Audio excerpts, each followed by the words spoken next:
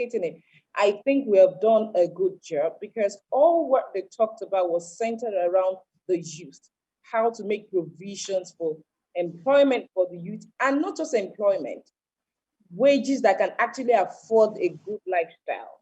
Then the other was how to integrate youth into the political scale.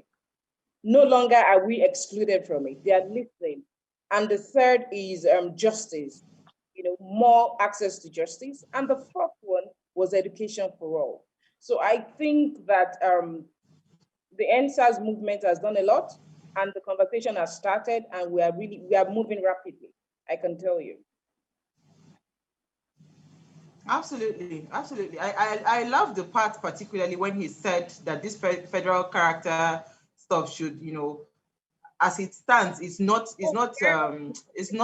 structured to bring out the best. Yeah, do you understand? Because you just have to come from the region. Okay, so Temi, if you're there, let's take your story. Yes, I'm going to get to that. But before I do that, I just wanted to mention about your story. One thing I found interesting is that the federal character, speaks about inclusion. That's what the Speaker of the House of Rep was saying. He was mentioning that it includes inclusion of both sexes. It involves inclusion of young people, people with disability, because federal character as it stands is about geopolitical, about regions, it's about states as it is now. But then there are other deeper issues that we'd like to talk about, including young people, including women, including people with disability. And I like that he mentioned that. Now, moving on to my own story, it's on the foreign scene. And my story is from the United Kingdom. It's quite sad that the UK may be going into another lockdown as a result of over 1 million cases of COVID that have been recorded.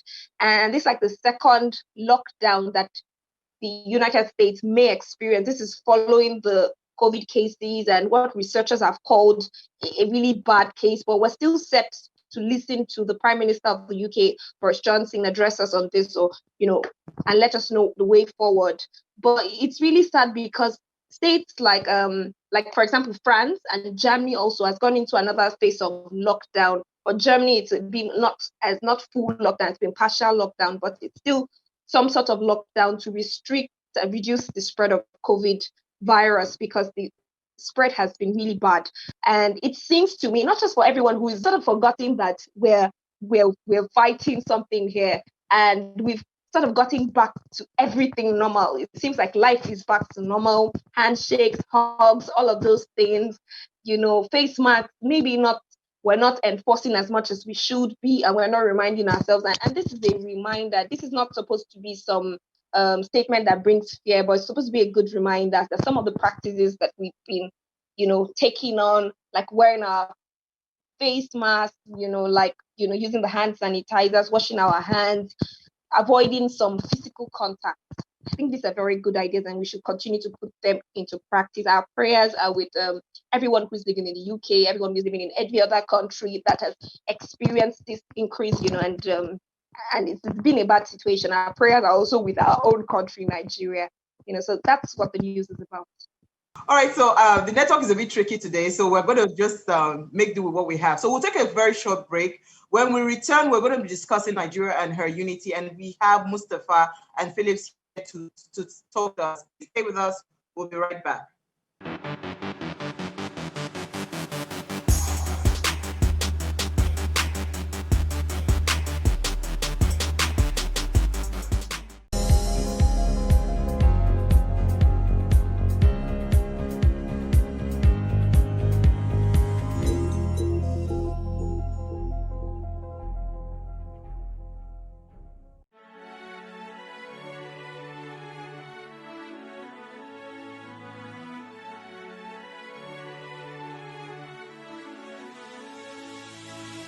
It is engagement we need to have. Those who suffer miscarriages are never taken into account. Members of the National Assembly are also influence peddlers.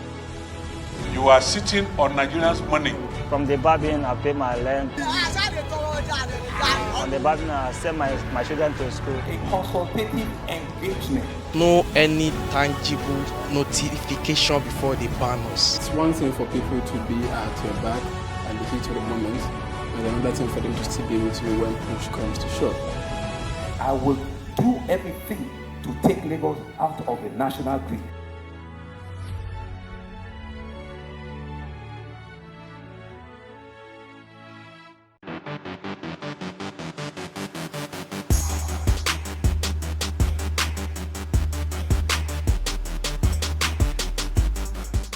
We apologize for the network glitches. So, Tammy, I was saying that with all the protests that happened with the NSAS protests, we saw the Nigerian youth come together with one voice to fight a cause. And we are seeing that power in the unity, can actually transform, or head us towards the new Nigeria that we're hoping for. So because we've lost a lot of time and we have guests waiting for us, I'll just call up on Mustafa first. Mustafa will just share a bit of what he understands with Nigeria, a bit of background, Nigeria and her history. Then Phillips will also pick up from where Mustafa stopped. Mustafa, are you there? Okay. Thank you so much for joining us. Yes, thank you so much for having me. So basically being talking about Nigeria and our history, most times we start from 1914, which is when there was the amalgamation between the southern and northern protectorates. And before then, we've been seeing Nigeria living in different, let's say, tribes or nations, let's put it that way, nation states, before the arrival of the British. And from then till 1960, when we get our independence, the British themselves actually were aware that we were a society or we were a country that was with diverse people, and we have different cultures. So in bringing them together, I think one of their major fears, and they actually have this documented anyway, one of their major fears was the fact that these guys from the northern protectorate, formerly northern protectorate, northern region, and those from the southern protectorate, which became the western, eastern, and midwest region, you have different cultures, you have different ways, you have different traditions and values. So making sure that there is that unity, like you mentioned, was like one of the major fears they had. And if you read the history books going towards like our independence, there was always this mistrust. So people from different parts of the country do not tend to trust each other because they come from the background. However, we've been blaming the military for a long time, and when you look at what's going on in Nigeria, I think that's what's quite a lot of commentators and what you tend to get, where after the military coup in 1960, the first military coup in 1966, what it destroyed was regionalism. And that regionalism was something whereby each region was growing at its own pace. And there was not so much power at the center. And because of that, the sense of nationhood was, yes, there's Nigeria, but you felt a sense of nationhood with your region. After the military took over, there has been so much interruption that we either blame colonialism from 1960 or we blame military rule. And if I fast forward to 1999 to 2019, that's about 20 years, we've been able to govern ourselves for like 20 years. So it starts to ask the question, like, is it really about blaming the past or taking ownership of our responsibilities? And we are trying to link it to what your introduction was basically is between 1999 and 2019, you have children who were born between that age or between that period. And basically they grow up in a society where there's a lot of cultural influence from the mobile phone itself, social media and all of that. So what you have is you can't really yes, the past is there, but you can't really hold on to those structures in leading us to the future. You have to understand that things are changing. The demography of Nigeria is actually more towards the youth. I was reading recently whereby like about 44% of the country's population is from 0 to 15 years old. And that's very, very alarming because you now start wondering like, what are we planning for? So in terms of nationhood and unity and trying to link it back to what's packed over of this conversation, I feel it's more about most of what the older generation held on to can no longer be used today. You can't really divide someone who is probably chatting with someone in US or Kenya or where. So they really does feel like we are much interconnected than those divisions of, oh, you're Hausa, you are Igbo, you are all of this. So I feel that's where, looking from our history, those divide and rule tactics that have been working for so long, it seems it's quite obvious now that they no longer like have that kind of power they had in the past before. Okay. Absolutely. Thank Okay, so you. we call Ibikule Phillips just to give your own introduction. Then before the ladies come in to ask their questions. Ibikule, you there? Thank you so much for joining us. Thank you.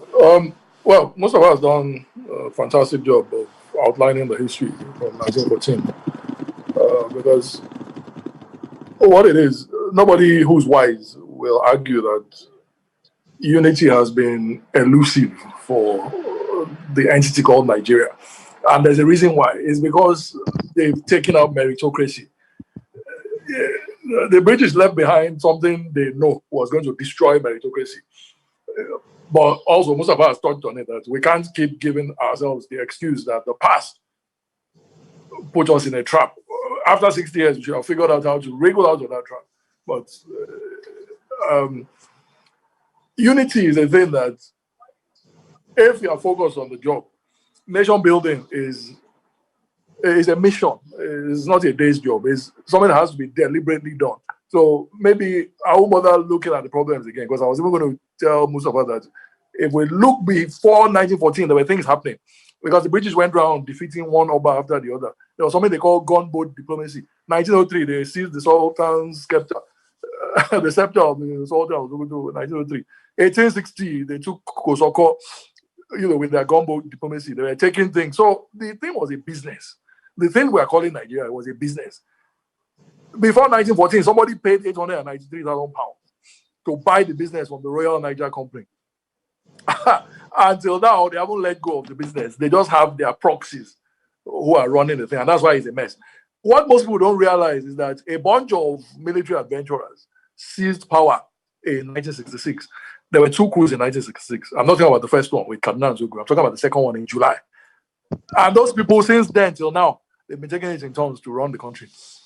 The only person who has joined them since that 1966, that was not part of them in 66, was Goodluck Jonathan. So going forward, the first thing we need to do is, number one, job. That thing we're calling a constitution is rubbish. It's not we the people. It won't take us anywhere. I'll go straight to the exclusive list. They put about 5,500 things for one man to do. It's impossible. You can't even generate electricity, even if you mean well. If I come now with my company and I say, look, we can put lights in Lagos non-stop, 24/7, is a lie. The exclusive list says I must put my electricity that is my own, I must put it on the national grid. So there's things that we're using to hinder ourselves. The same exclusive list, it removes responsibility from this government or any other government. They have zero responsibility to you. All they do is harness the business. It continues as a business. The thing that happens in NNPC, the thing that happens at the Ports Authority, MPA. So those are the three big money makers: MPA, the Customs Service, NNPC. Once they've captured those ones, that's it. Every other thing is just how to share it. So to move forward, the first thing we have to remove is this nonsense about state quota. The thing has to have a limit, and after 60 years, it's time to end it. Let everything be done on merit now. When I was 11, I did common entrance. Believe it or not, my score, because we had rankings in King's College, my score was number 8, the 8th highest score in the whole of KC. I still had to use leg to get into KC. They bounced me far to Ijaniki. They thought I should be happy to be in Ijaniki. I got the 8th highest score. Let me say it again. I got the 8th highest score in the country. And I still didn't get my first choice of college that I wanted to go to. So let's not focus on my own experience. Let's just say the business of zero meritocracy hasn't worked for anybody. What we need now is, if you are the best person for the job, by all means, let's give the job to you. Don't give it to me because I'm speaking your language. Don't give it to Mr. Mustafa because, his father. We don't want tribalism. We don't want nepotism. We just want a meritocracy. So going forward, the time is short. That's all right. So end that thing. That thing we're calling 1999 Constitution. End it. Okay, let me call on Lami. Then Tammy would ask a question. Lami, go ahead, please. Okay, thank you, Ibikule, for your contribution. Now, what my question is you were trying to talk about the federal character. You want it included from the Constitution. So you're thinking that merit is being sacrificed on the altar of further character. Yes. That also has its problem. But the way out for me, this is my personal view, and I want you to comment on this. If we look at the United Kingdom of Great Britain and Northern Ireland, you would see that they are basically 4 countries operating as one. Have their devolved parliamentary. They all have their system of government. They have their educational system. They have everything individually working for them. A Welshman will not call himself an Englishman. An Englishman will take offense if you call him a Scotsman. They understand that they have their culture. They did not leave their language. They still speak Welsh. If you go to Wales, speak Welsh. The Northern Ireland speak Ireland. Though they don't spend the same money, they carry the same passport, but they still retained their heritage. They still retained their culture. So taking from this, and these are the imperialists that lumped us together in Nigeria, because as far as I'm concerned, we are an accident. Nigeria happened by accident. Now, taking a cue from the United Kingdom, don't you think going back to regionalism would work for us? Let every region work at. You've nailed it already. There's nothing to answer. You've nailed it already. They didn't take away their identities. A Welshman, like you said, is first of all a Welshman. The same way an Igbo man is first of all an Igbo man before he thinks of Nigeria. Yes. You've nailed it. In America, they have more diversity. In Nigeria, we have 350 languages and we think we are doing something. We can't be one. Plus all our 350 languages, Nigerians are in the US. They are doing well. Plus all their whatever number of languages they have in UK, people are in the US. Like America has more diversity because everybody from every other nation is in America and they're doing well. Why? Because it's a meritocracy. If you are the best man for the job, they don't care where you're from. Just come in, do a good job. We'll hail you. We'll give you national honors. So look at what happened in 2015. In 2015, some people got together and rebranded. And this is the thing. People have to pay attention. Everything that happens in front of everybody, people forget. They have short memories. This person who was being rebranded in 2015, his record was clear. He had actually been head of state. He wasn't hidden in a box. He had been head of state before. The same people that brought him removed him. They now brought him and rebranded him. And in front of everybody, they rebranded him. They said, no, this is the answer. We need change. We need change. Some people were shouting, we need change. They brought lies. The previous man, they said he did this and this and that and the other. Today, now, it took some people 5 years to discover that we are fooling ourselves. Somebody that has no capacity. Somebody that cannot. Temi, are you there? So you can. Yes, I am. Okay, so to Mustafa now. Now, I've heard different sides of this story. Some people, for example, have clamored are clamoring for restructuring, and they're saying that that's the way forward. Just like I believe Ibikule shares this thought that based on what you said. Some people are clamoring for restructuring. They're saying, let's go back to giving power to these regions and let the center, let the center will be weaker than the regions. That's what will eventually happen if we do that. And then the regions will be able to take care of themselves. However, another point of view is that this may lead to national disintegration at the end of the day, because at some point the center becomes too weak and we're thinking to ourselves at some point, why are we together again? Maybe we should just go our separate ways. So that's the fear of some people. Now, what I'd like you to do now is to comment on the positives and negatives of restructuring, so that people are listening, get different thoughts about this. Are there positives? Are there negatives? I'd like to hear from you. Okay, so there's basically no system that has no positive or negative. So just the way, even the military, as much as it's condemned, it did some things that were good. Even the colonialist form of the colonialism itself, it actually had some, some positive sides to it. But basically, in looking at regionalism itself, is taking us back to our history and saying, okay, during this period, were there some benefits compared to when we were using the regional system of government? And if you look at it back then, or because I wasn't alive then anyway, but if you go back to the developments that happened during that time, what you see is where each region is actually very competitive and they are going at their own pace. And there's a reason for that. Like the last commentary before this question was basically like, you're speaking about the Irish or the Americans or the United Kingdom. Basically, the thing there is this: you talk about your history, you talk about your sense of culture, and where is your allegiance to? If you feel it's very much towards the center, it's almost like a long, let's say like a long vault. So basically, you want something that is actually closer to you. And if I bring that back even into this particular system of government we are running, this system of government we are running, we actually copied it from the United States. And just look at it today, and I get ashamed when I see some of these things. You see a governor performing the duty or the role of a local government chairman. And because most of us are not even aware, we are just like, oh, we clap for him. So there's the power already there, but it's not actually devolved to the lower, what's it called, the lower level itself.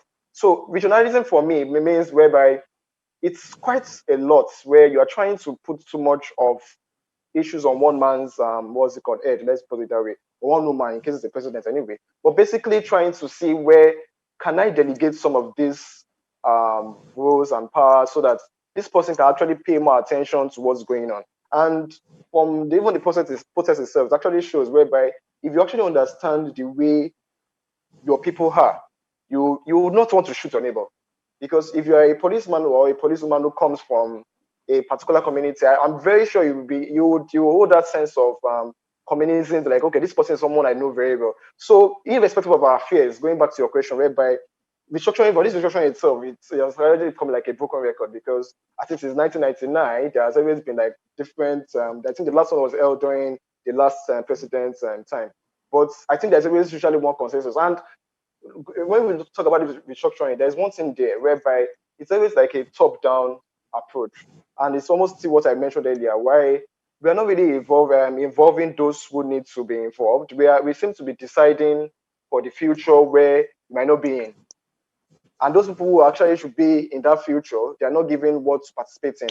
So for each system, like I mentioned earlier, you have your merits, you have your demerits, but the most important thing is to actually try and see what the focus is for and try and make it work within it. Because even the one we have today, we're actually not making it work. So we are like, okay, can we try something else? Because it's already 20 years, and we seem to realize that from 20 years, perhaps the greatest lessons we have learned is the fact that there's too much power at the center. And we are like, okay, can we actually try some? Because, for instance, part of this regionalism or some of this talk actually has been community policing. We complain and say, oh, there's too much power, you give it to a state governor. However, there's also too much power given to the president. So, give or take, whether you like it, there will always be this positive side to something or negative side to something. Each system can actually be abused, but if we hold these people who are accountable to us, if we hold them responsible for their actions, I believe we can make all of these systems work. Okay. All right. So I was gonna Temi, you want to come in, Temi? Go ahead. No. I was just going to summarize what you said, but you're here, so that's fine. Go ahead. Okay, so I was just going to say that you're looking at it as unity in diversity, and the fact that it needs not be as it has always been. I mean, you mentioned that it's been a lot of years down the line, and I was going to have a follow-up question. Oh, may I go ahead? Please go ahead. So what would you say is the way forward now? I mean, there's been a lot of clamoring, there's been a lot of talking about this thing for some time now. What would you say is the way forward? And is it going to be like some, for example, what you mentioned, saying that, oh, it's been like this for some time, let's try something. It sounds a little bit experimental. Let's try something else. Let's do something else. Would you say that this is something that, like, from perhaps other states, other countries, you say that this is something that we've seen work and we'll be able to imbibe it? And if you have those examples, I'd like to give us, because it sounded a little bit like, let's experiment with this. And I'll say that, what steps would you say? Because you mentioned that some people should be involved, and that was talking about inclusion. And I would like to say, what are practical steps that you're suggesting? I'm hoping that we are speaking to people who have some power, not just young people, but everyone who has some power who's listening. So what would you say is the way forward? I would just like to ask you. Okay, thank you for that. So when I just some say practical steps. Okay.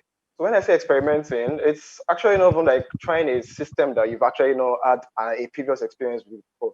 So we've mentioned between 1960 to 1966, or 1963, basically, when we had the first republic, basically. So it's not something that we've not had an idea, or we didn't have, because if you look at the history of Nigeria before the independence, the southern region was actually not the southern, the western and eastern region, they were ready for independence. The northern region wasn't ready for independence. They said, oh, give us some time, and we need to be sure that, okay, we could be responsible for these roles, and we could be at the pace of this other region. So you could see that we actually had some history of what was it called, going at your own pace before. And if you look, most times when you talk about Nigeria, you look at the information, and most times you see where, if someone gives you an information about Nigeria, for instance, you look at poverty level in Nigeria, and you start going through it, you start realizing where there is some need for attention in some particular areas of the country. And because of that, because we've been, let's say, lumped into one, it doesn't give this focus on if the president or whoever is in charge there focuses on one particular area, it will seem as, oh, you're only helping this your region or this particular region of the country. If you focus on another area, there will always be this clamor of marginalization and all of that. So there is always too much responsibility on that particular figure. However, to your question where you say, what are the practical steps? I feel most of what we do a lot of, it's more or less like a talk shop. So you are very much interested in setting up panels, having discussions. We are actually talking this way, and we don't take any action. And for a very long time, what we are saying is that if we do not take decisive action, what we'll keep on doing is we would let this there will be this tick that will just Can I come to Ibi Kunle, Mustafa? Just hold that thought a bit, because I would like to hear Ibi Kunle's take on this comment that I'm about to make. Do we really need unity to building a new Nigeria? Do we need to be united as one to building or to birthing a new Nigeria? Ibi Kunle, are you there? I'm not sure I understand how you framed the question, because of course with this unity you're not going to go anywhere. And that's why we've been going around in circles for 60 years. So as we are today as a structured Nigeria, because some people are saying, we want to be on our own. We want to, do we really, because I think the question that Tammy was asking about, telling us what are the pros, what are the cons, maybe if people will see the larger picture as to what unity can achieve for us as a country, if we decide to say we want to come together, if the answer is yes, then what are the things, the structures that we need to put in place now? Because I hear what Mustafa is saying. He's talking about, not talk shops and all, which is what we've seen in the past. Even when they did the what's it called for then President Jonathan, they put together the I'm losing my thoughts now. The documents, that was supposed to help restructure the constitution in Nigeria. Was 2014 confirmed. It was not implemented. So let me. You see, we like to deceive ourselves. If we continue without restructuring, the only thing that will happen is that one strong man from every region will come, snatch the baton, run his own direction. You see how what is happening now is we haven't finished Lagos-Ibadan railway. Somebody said they want to build from GBA to Maradi, passing Daura to inside Niger. The volume of business, I can tell you straight up, in Niger Republic, their entire gross domestic product is $12 billion. Their entire budget for 2019 is $2 billion. You now want to take $1.9 billion to go and build a rail line. Is it for you to bring people to be rigging election? Okay, let's be positive. They say moving forward. I don't want to get angry here. To move forward positively, I've thought about it and I put two things as priority. The first thing is, in Nigeria, we keep saying get your PVC as if it's who voted. It's not who voted, it's who is counting the vote. What happened in 2019 is that the president went to go and bring his niece. Amina Zakari is the daughter of the Emir of Kazauri. The Emir of Kazauri raised General Buhari when he was 4 and his parents had died, when he became an orphan. So I don't know how I can go and bring my niece to count my votes and she won't make me win. So it's not who is voting, it's who is counting the vote. So the first thing we need to do, make everybody's vote count. Let's hear the voices. What are the people saying, whether rightly or wrongly? Wherever you are, let your vote count. If you are in Maiduguri, if you are in Zamfara, if you are anywhere you like, if you are in Aba, once you vote, immediately the thing should go to where there's no middleman. We don't want any collation center. Amina Zakari was manning the collation center. I hope I'm not, people get afraid in Nigeria, So maybe I shouldn't be talking like this, But that's number one. Let votes count. It's simple. There's blockchain. There's all sorts of technology. That's number one. The second thing, that thing we're calling constitution, we keep referring to constitution. It's because of this constitution. That's why they will now come. They say they are doing a panel of inquiry. As if drones didn't already record what happened. God has caught them this time around. That place in Lekki, army had no business in that place. Why? Because there was nobody disrupting the peace. For army to show up is because the police commissioner and all the policemen in Lagos would have said, we've tried to keep the peace. We have failed. Governor, you have to call in the army. When the army come, if and when the army come, it's not that they immediately become the enemies of Nigerian citizens. No. The army, they are supposed to do three things. Number one, clear an escape route for whoever they are dispersing. Number two, draw a line and say, army is here now. We stop playing games with you people. Anybody that crosses this line, you are inviting gunshot. Number three, there's a diarist. That diarist is there for a reason. It's counting every bullet. The next morning, when the army wake up, they must go and account for every bullet that they use.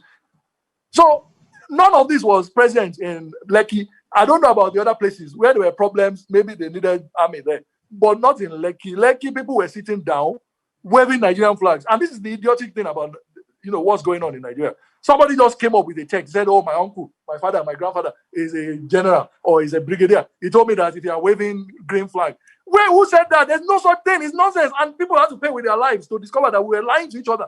And then people were spreading that tweet. That day, I wanted to cry that day. I was watching that thing, DJ Switch and Godson 45. They were showing it live on Instagram. They were telling them, sit down, sit down. The shooting had already started. They said, sit down, sit down, sit down. People actually sat down. They were waving their flags until they started seeing blood. Look, two things. Number one, let votes count. Whoever you are, wherever you are. Number two, reform the constitution. We can't move forward without restructuring. Let everybody develop at their own pace. If some people want to sit down and be reciting verses in other languages, whether it's in, I don't want to be, they should sit down and be doing that. If that's a skill, while the world is coding, 11-year-old children are coding, they're writing code in Japan. We are here. Some people are reciting verses in a language that nobody even speaks in Nigeria. If that's how they want to proceed, they should continue. Okay, but let me get Lami. We should, everybody should proceed at their own pace. Okay. My question is, yes, I understand that we have to restructure. There's a lot of pullbacks in the Constitution. I've always advocated for that.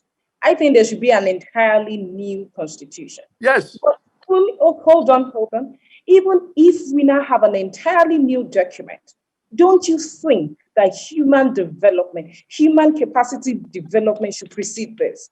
Because people's views about development in Nigeria is different. And this is colored by their ethnic and religious colorations.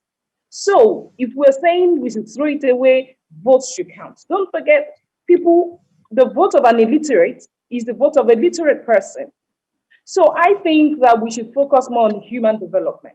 What do you think about it? I agree. For 1 minute, and Ibikule 1 minute, because we ran out of time. 1 minute. Yeah, well, again, there's not much to add to that, what you have said. Human development is important. Look what's happened now. As far as the intelligent people who are buying raincoats, umbrellas, pizza, food, as far as the intelligent people were cleared out of the scene, look at what the ones that were not educated, look at what they started doing. They don't know any other way. They just know that blood was shed and somebody has to pay. That's it. I saw photographs of Bode Thomas. There's no shop in Bode Thomas they didn't loot. Human development has to be on the forefront, but that is going to take a while. Somebody has to sit down and say, what are our values as a country? What are we teaching our children? History has to be included. It will take time. It will take time, but it's very important. It's job one. If we had time, it's job one. But we've gone around in circles for 60 years. I think in the next 10 years, before Nigeria is 70, we need to everybody, once you see a smart person talking, you know that this person is smart. Once you see an experts everywhere in Nigeria, just bring the experts in. Let's move forward. And then we'll start taking these people, we'll drop an educational plan. Human development is important. Okay, so Mustafa, 1 minute, please. Okay, so basically, I think most of what we have done, our assets is our what's it called? Our population is our assets, but unfortunately, what we've been doing so far is we've been misusing it, so it has become a liability, like a ticking time bomb, basically. And if we do not make sure, like what has been happening, or what most of the political class has been doing, they've been using poverty, they've been weaponizing poverty against us. And poverty is not just about food, but it's also about education, about how you think, and all those stuff. Because someone who has not eaten, all of this stuff we are talking about, they'll just be looking at it, what exactly are you talking about? So it doesn't make them think, it doesn't make them go, it doesn't make them ask questions. And for me, I think way forward basically is just like those of us who have the, would I say, the edge or the advantage, or who are exposed enough, need to start taking this proactive step, because you have to understand the structure. The structure is where some people want to hold on to that weapon, whereby they cannot make you think because they are giving you some food stock. The protest, for instance, for me, what it showed to me was like there was lack of political literacy or knowledge about the country itself. So at the end of the day, people just started picking up information from different places, and we cannot hold our leaders to account. And the last point, because I heard that recently, was like, I think one of the major mistakes we always make is where we always say, let's wait to the next election. And I don't believe in that, because basically, whoever you voted for is your personal business. But as long as someone has come in and said they want to come and serve you, you as a citizen, you are meant to hold that person responsible. So we don't need to wait till another election before we take over, because if you don't have any country before that election, what are you going to do? So we always need to sensitize everyone to start asking questions. I think that asking question has been the highlight of all of this, whereby people are now demanding for what they want. It's not just about food. And once you do that, you start seeing that these leaders themselves, they start taking some steps that will probably be in the positive direction before the election itself. Okay, so we have one comment. Temi, are you there? You can quickly take the comment. Yes, I am. Okay, quickly take the comment so we can wrap up. Sorry, Uwa, I do not have the comment with me now. I don't have the comment with me. The comment out. He said, good evening, please. If you just I would suggest to date called Wazobia nowadays. From 19th, we are having intertribal marriage with no objections from parents in most cases. This should be applied into governance. The NSAS is another typical example. That's from Ade in the UK. I think that's the only comment we can take, because we really ran out of time. We want to apologize again for the network glitches. Well, this technology and what comes with it. But thank you so much, Mustafa, and thank you so much, Ibikule, for joining us this evening. We're hoping to we're hoping to have more of this conversation, so we'll really, really be honored to have you back. Thank you, ladies. Thank you, Temi. Thank you, Lami. Now, please watch a repeat broadcast of this episode tomorrow. 3 p.m. It's been a very insightful conversation, and keep all the conversations going on all our social media platforms at Wayshow Africa or at Plus TV Africa, as we continue to hear what you're saying. Now, in case you missed today's quote, let me find today's quote for you. Here it is again. Where there is unity, there's always victory. That's the quote for today. So we've all agreed that we need to come together as a united country, but we must come together with new terms and conditions, where we all know that we are all stakeholders into building a new Nigeria, and everybody would benefit from it, not a lopsided kind of unity. Thank you again, ladies, for joining us. We'll see you live tomorrow at 8 p.m. as we bring another great conversation to your screen. Enjoy your evening.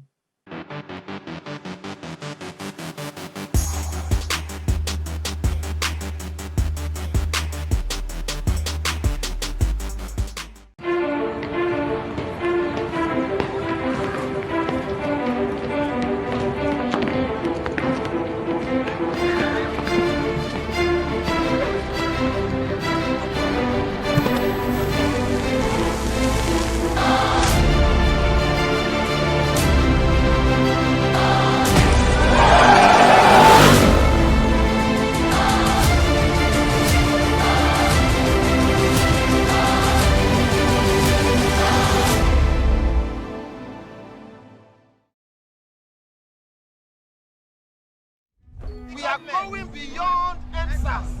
Nigeria must work for Nigeria. This 10 million Nigerian youth can contribute for 500 naira now. We have nothing less than 6 to 7 billion naira, and by that time we form our party.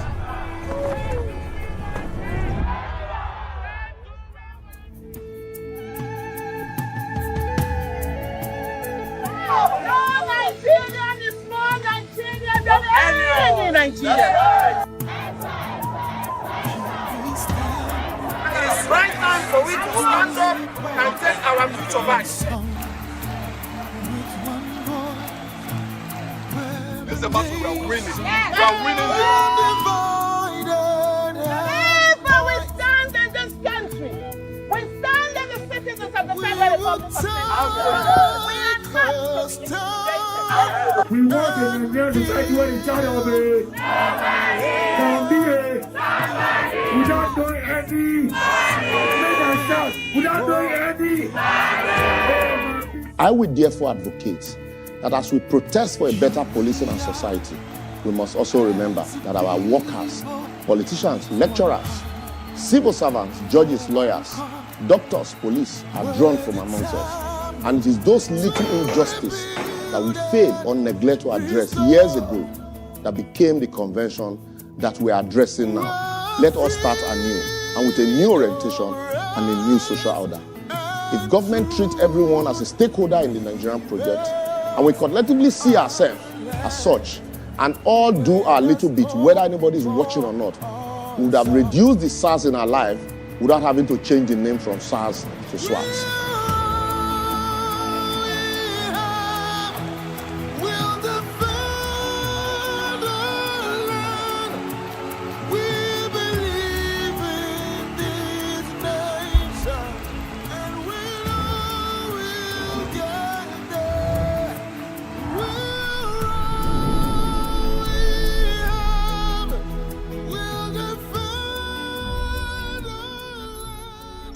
Security cameras for the Lokitel Plaza are still available. These are some of the footage that we're going to use for our own investigation.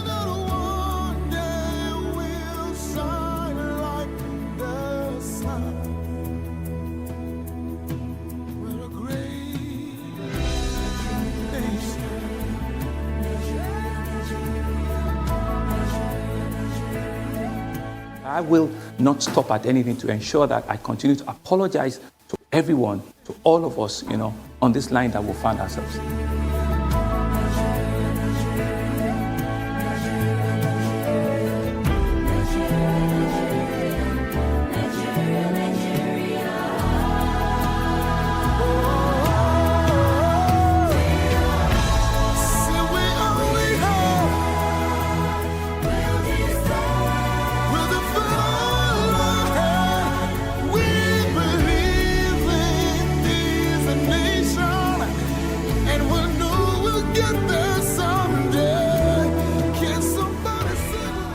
I am indeed deeply pained that innocent lives have been lost.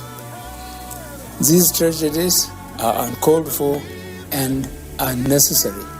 Both our deeds and words have shown how committed this administration has been to the well-being and welfare of citizens.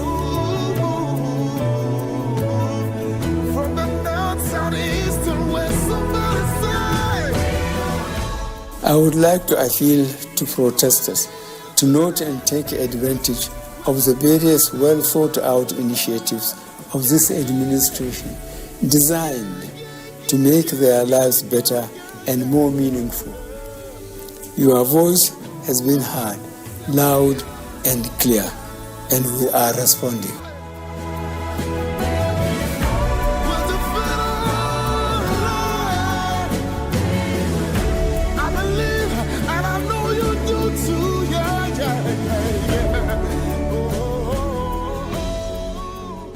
I therefore call on our youth to discontinue the street protests and constructively engage government in finding solutions. We're a great nation.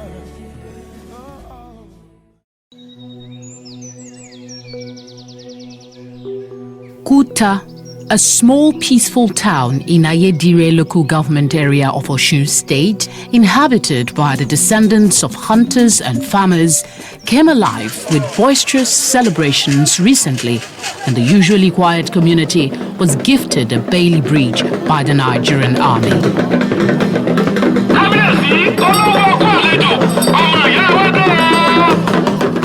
The deplorable condition of the Kuta-Ikoyi-Ede road before now had been a source of worry for the leaders of the three towns. Our forefathers, so we heard, they've tried in so many ways, but it collapsed. Before we are going out we always suffering to Sekono, to Ibadan. But now, we are free to enter anywhere from Kuta to Iwo. We are always free. It's like a dream come to reality. Because according to history, we have been looking for how they are going to build that bridge for a very long time. I've been hearing it from my father, from even our grandpa. They have been talking about it. But today, it's like, I don't know how even what to say, but it's like God answered our prayer. Constructed by the Nigerian Army Engineering Construct Regiment Ede, the bridge addresses the yearning for enhanced ease of movement between the community and other parts of the state.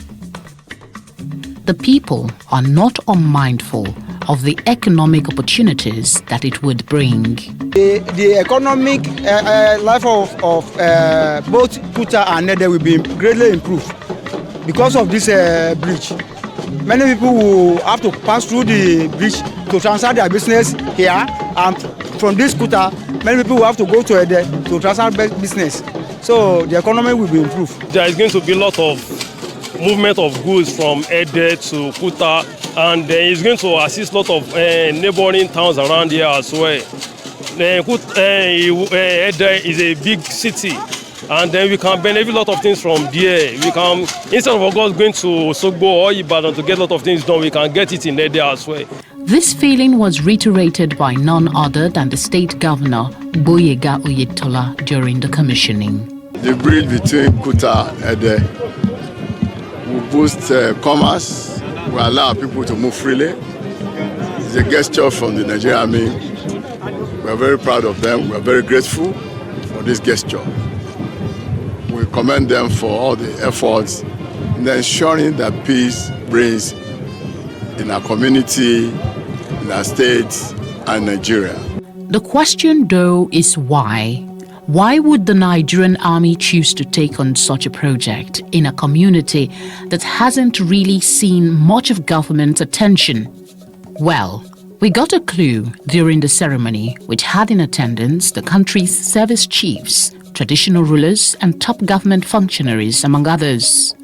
The Chief of Army Staff, Lieutenant General Tokoboratai, says achieving peace and stability in Nigeria requires strategic support of citizens. This is one of the steps we will take to further enhance the security around, so that communities will connect, all right, and makes surveillance very easy and makes mobility, economic development of the area very easy. So this is one of the reasons behind us carrying out this non-kinetic operation. We are also doing it in other parts of the country, not only in the southwest, but in the northeast, southeast, south-south, northwest as well. This is an ongoing project. Expectedly, the Olowu of Kuta, Oba Adekunle Makama, could barely contain his joy. He is full of commendation for the gesture by the military. Today, I am proud to go to rooftop to shout that we are the greatest beneficiary of the government of President Muhammadu Buhari through the Chief of Army Staff. It took us more than 100 years to get this done. I dare say that 100 years from now, sons and daughters of Kuta, Ikoyi, and Ede, all our neighbors will remember a bridge builder, Babur man in army uniform from Burate in far away Borno State. As the celebrations continued, it became obvious that beyond the economic benefits of the bridge, this gesture by the military had even more subtle benefits, addressing the seeming distrust between the people and the army. I've been having a lot of mixed feelings regards to military from a lot of the information that we are hearing through the news. But here, from what they did now, no, I can really say that I really thank them a lot, because they made what we imagined that it can never be possible. They made it possible for us, especially we in Kuta as community. The Nigerian Army has done a very good job for us. We are very grateful. We are eternally grateful to them. While thankful for the military's commitment towards the promotion of cordial civil relationship through such non-kinetic projects, the people suggest that other areas of service also be considered. General Alani Akinriade, among other things, urged the army to consider the engagement of any engineer squadron that is awaiting deployment elsewhere to assist the Osun State government, who were lucky to have them in the construction of rural roads.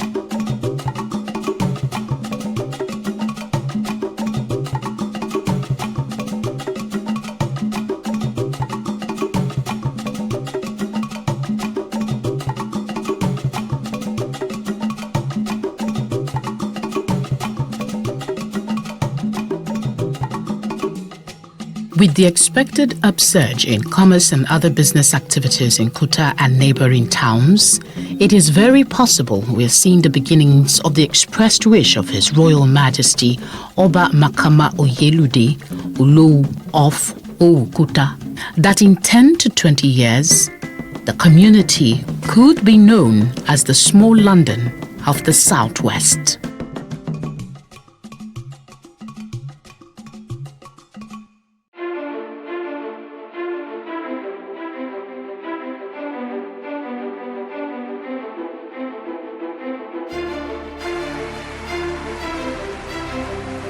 This Medan has been directed to empower 1,000 persons with disabilities in each state in the next 12 months. We now start hearing the shoot of gun. Whatever I've done. Every public policy has winners and losers, and some will not be very happy with you, while others, usually the silent majority, will be quite happy.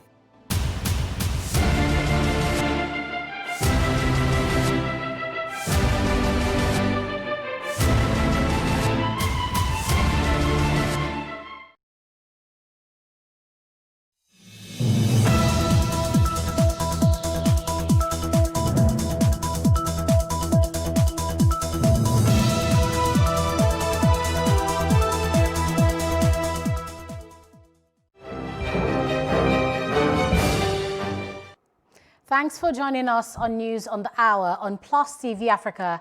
Here are the stories making the headlines. I'm Annetta Felix.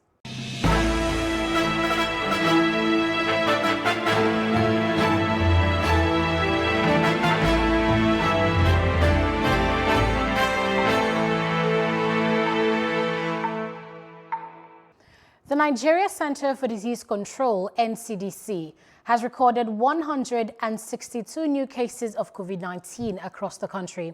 According to its latest daily updates, the cases were recorded as follows: Gombe 54, FCT 35, Lagos 26, Ogun 12, Plateau 10, Rivers 10, others are Kaduna 4, Ekiti 3, Edo 2, Osun 2, Bayelsa, Imo, Ondo, and Oyo 1 case each. The Ekiti state government has lifted the curfew it imposed on the state with effect from 6 a.m. on Sunday, November 1st. The state government had declared a 24-hour curfew in Ekiti on October 20th after hoodlums hijacked the protest against police brutality. State Commissioner for Information and Values Orientation, Akin Omole, said the 24-hour curfew was extended till further notice after they assessed the security situation and concluded that relative peace had been restored to Ekiti. The state governor, Kayode Fayemi, also lifted the restrictions placed on religious gatherings during the COVID-19 pandemic. Fayemi stated that worshippers must wear face masks, maintain social distancing, and properly wash or sanitize their hands before joining their respective religious events. Lagos State Governor Babajide Sanwo-Olu has ordered the remaining civil servants from grade level 1 to 12 to resume work on Monday. The governor had told the civil servants to stay home since March during the COVID-19 lockdown in order to checkmate the spread of the virus. COVID-19 cases in Lagos has nosedived compared to what the state was recording 3 months ago. Sanwo-Olu's order was contained in a circular issued by the head of service, Hakeem Mori-Okonla, on Friday. The circular said, due to recommendations of the Presidential Task Force on COVID-19 and the State Ministry of Health advisory on same, the governor approved the resumption of workers of all categories.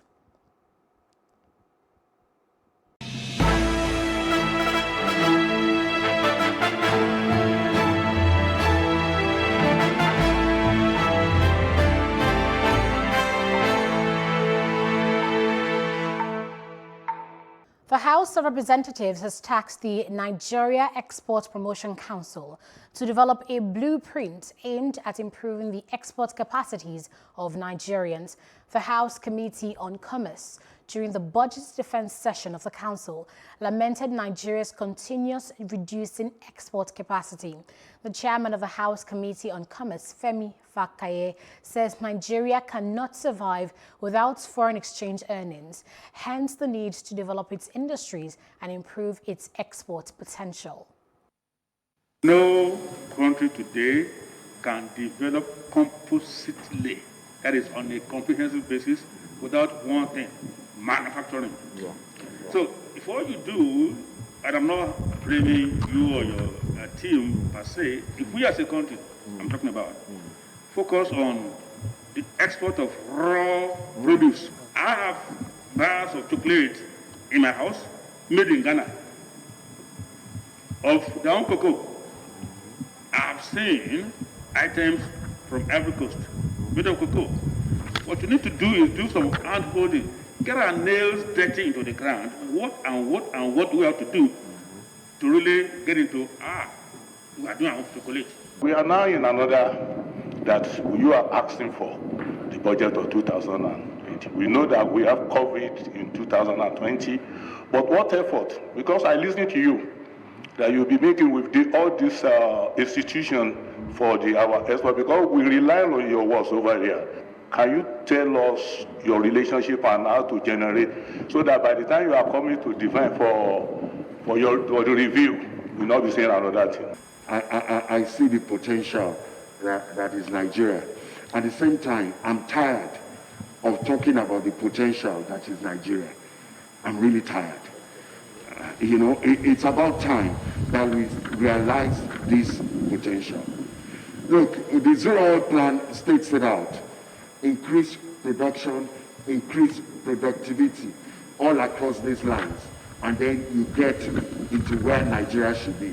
I'll just give you an example. For cocoa, for example, we're on about 300,000 metric tons.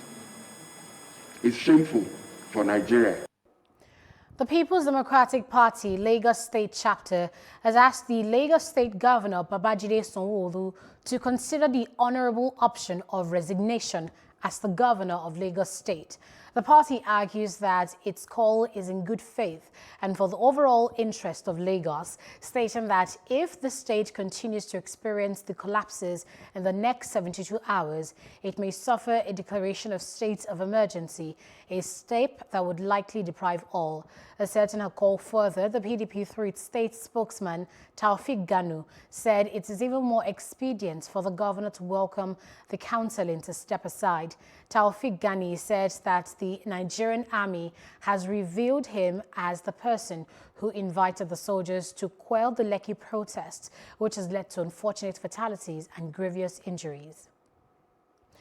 Meanwhile, the Socio-Economic Rights and Accountability Project, SERAP, 261 Nigerians, civil society and media groups have filed a lawsuit against the National Broadcasting Commission, NBC, and Minister of Information, Lai Mohammed.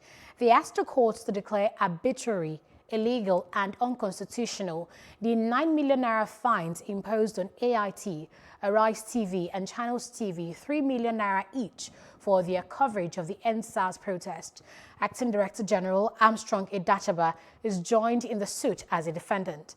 Last week, he announced a sanction against the media organizations, citing unprofessional coverage and use of photos and videos obtained from social media. The Inspector General of Police, Mohammed Adamu, says 205 critical security assets, corporate facilities and private property were burnt or vandalized during the EndSARS protest. During a virtual conference with senior police officers on Friday, the IGP said statistics collated between October 11th, when the protest assumed a national dimension, and October 27th, indicated that 14 states recorded major violence. The states named include Lagos, Edo, Delta, Oyo, Kano, Plateau, Osun, Ondo, Ogun, Rivers, Abia, Imo, Ekiti, and the Federal Capital Territory. The police boss said 71 public warehouses and 248 privately owned stores were looted. He said there are 51 civilian fatalities, with 37 injured, and 22 policemen were murdered, with 26 others injured during the protest. Adamu said that 10 firearms, including 8 AK-47 rifles, carted away during attacks on police stations, and a locally made pistol has been recovered. We're now being joined by Dennis Amaturi, former Assistant Director of the Department of State Services, DSS. Thank you very much for joining us. Good afternoon.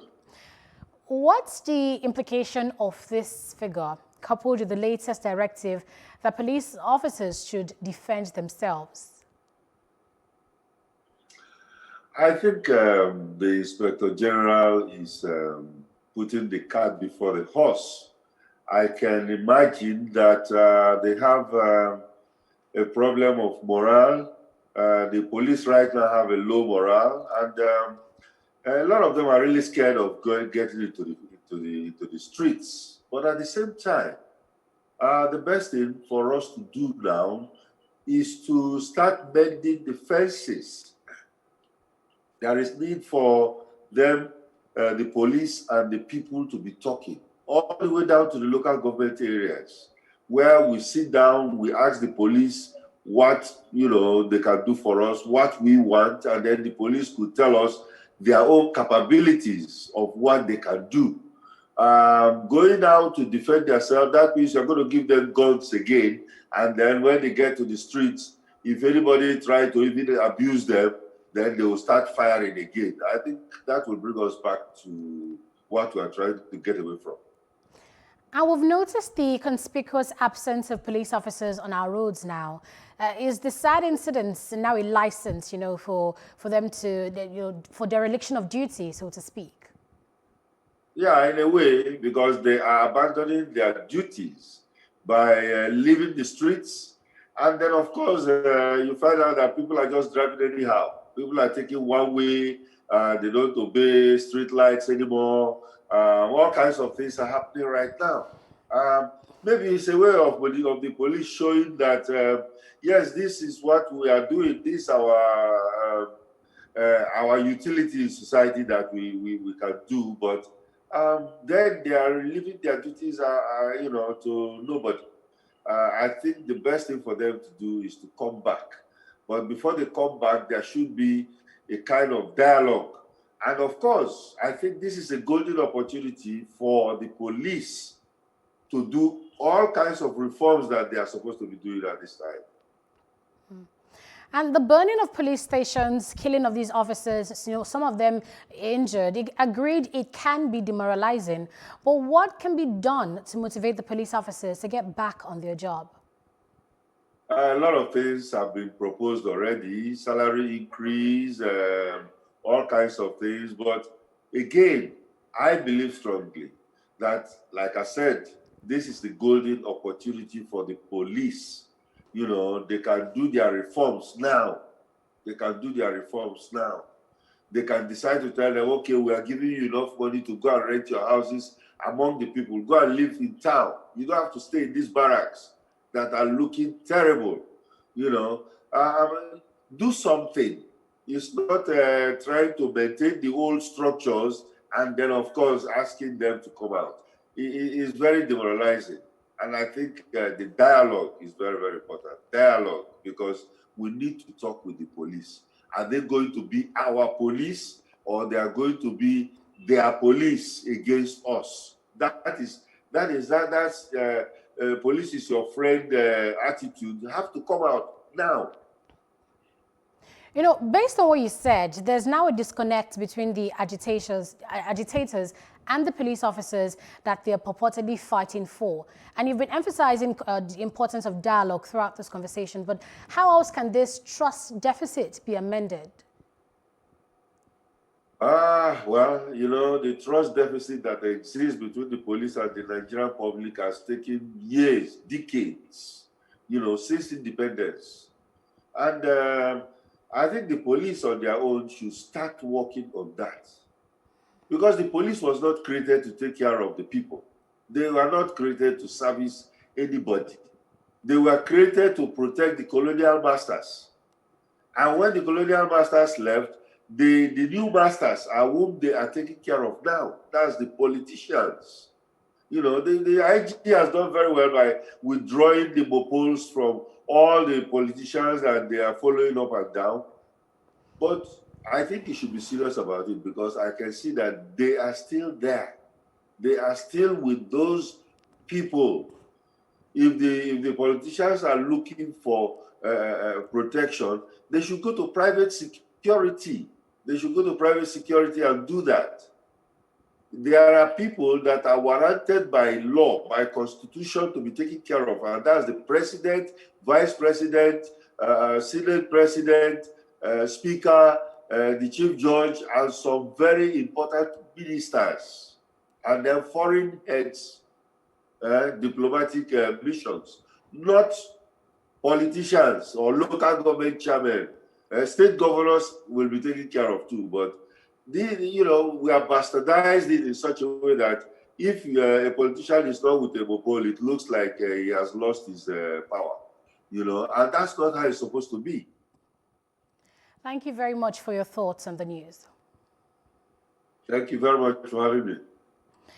The Minister of Justice and Attorney General of the Federation, Abubakar Malami, says the federal government is set to end impunity against members of the public, including journalists. In a message to commemorate the International Day to End Impunity for Crimes Against Journalists, the minister said it was gratifying to note that Nigeria is no longer among the countries with impunity for crimes against journalists. The day is a UN-recognized international day observed annually on November 2nd. The day draws attention to the low global conviction rate for violent crimes against journalists and media workers, estimated at only 1 in every 10 cases. The Ministry of Transportation says the Lagos-Kano, Lagos-Calabar and Port Harcourt-Maiduguri rail lines will connect 29 states of the Federation by rail. The Permanent Secretary of the Ministry, Magdalena Jani, says the 3 rail corridors, which form the Coastal Rail Corridor, the Northern Rail Corridor and the Eastern Rail Corridor, is a priority for the federal government. Ajani says President Muhammadu Buhari is working round the clock to ensure the completion of the 3 major corridors before May 2023. She says the rail transport presents tremendous benefits for the country and will ensure the protection of other transport infrastructure like the Nigerian roads. If we take the Lagos-Kano, Lagos-Calabar, Port Harcourt-Maiduguri routes, 29 states will be covered.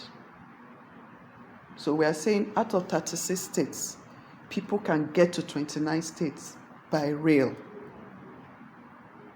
And this is the mandate of Mr. President. This is his desire that the whole country gets connected by rail, at least by 2023. And so my eye is on that ball to make sure that I work with my minister to deliver this mandate. What will happen? We are getting the wrong tonnage of equipment off the road, so that whatever our Ministry of Works is doing in terms of road, the right type of vehicle is plying the road, and so we don't have huge tonnage vehicles getting on the road and destroying our roads. In other parts of Africa, polls opened in Algeria on Sunday in a referendum on changes to the constitution pushed by President Abdelmadjid Tebboune and the powerful military as a way to turn the page on last year's popular unrest. The referendum was set up as a test of strength with the leaderless opposition, Hirak protest movement, which brought thousands of people onto the streets every week last year and which rejects the proposed constitutional reform as a sham. Outside Africa, at least 2 people were killed and 5 were wounded after being stabbed by a man wearing medieval clothes near the Parliament Hill area of Quebec City, Canada. Quebec City police said they had arrested a suspect early on Sunday and that initial indications were that the person acted for personal reasons rather than having any other motive. They said in a series of tweets that the situation was under control, but told people residing near the area to stay indoors as the investigation was still ongoing. At least 4 persons have died in the southern part of the Philippines' main island of Luzon on Sunday when Super Typhoon Goni brought intense rains and caused heavy flooding.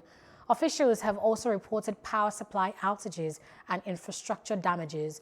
Goni is the world's strongest storm so far this year, with winds reaching up to 225 km per hour and gusts of up to 310 km per hour as it continues to cross the main island.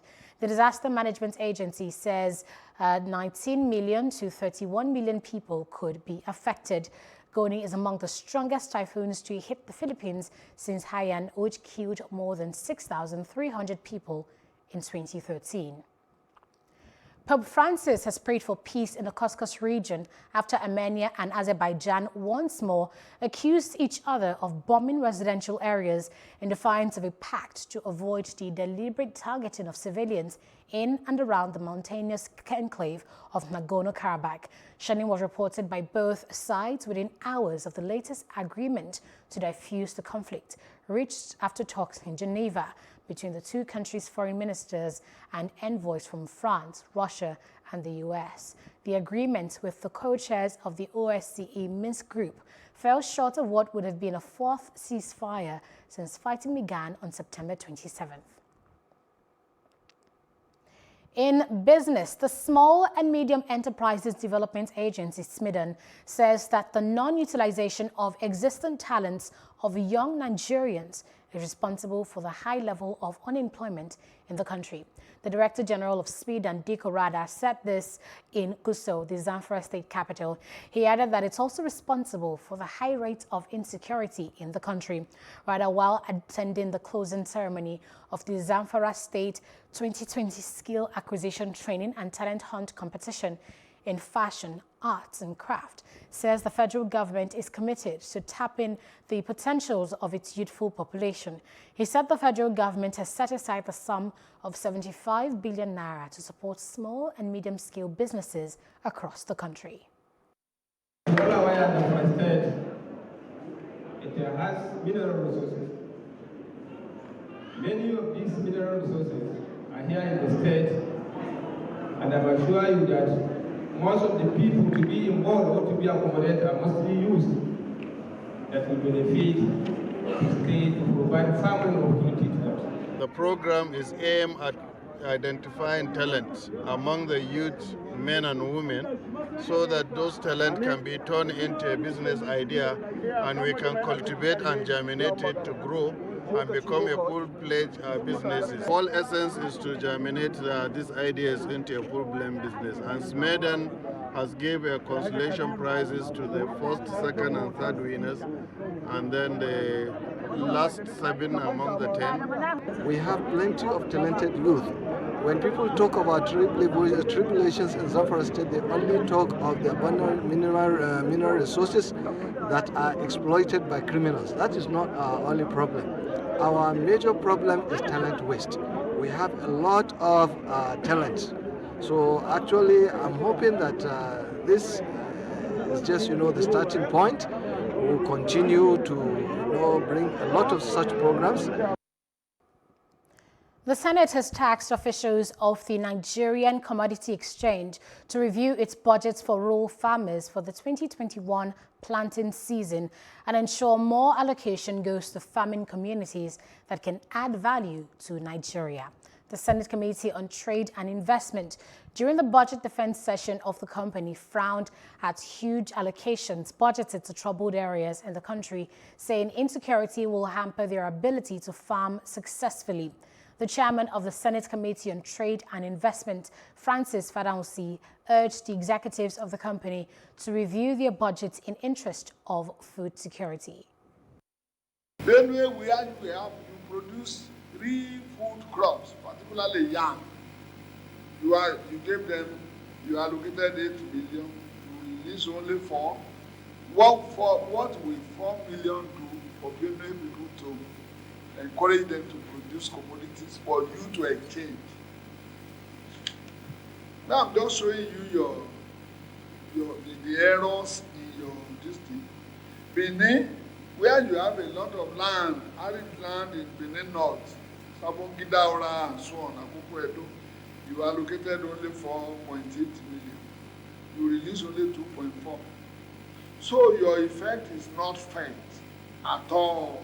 I would like to see evidence of completion, some kind of documentation that shows evidence of, give us an accurate status report and evidence of completion of this project, of some of this project, just not a line item of how much has been expended and what, we need to see some evidence attached to these items. They made valid points as to where we should site some of the warehouses, but like I said, most of these things depends on the funding that we get. So it went very well. We took their observations in good faith. With all things that we have put in place now, we tried to ensure that the necessary infrastructure are put in place, and we have almost finished doing that. So the next thing is to begin to generate revenue for government and to ensure that the farmers get value for money. Up next is our roundup on entertainment and sports news.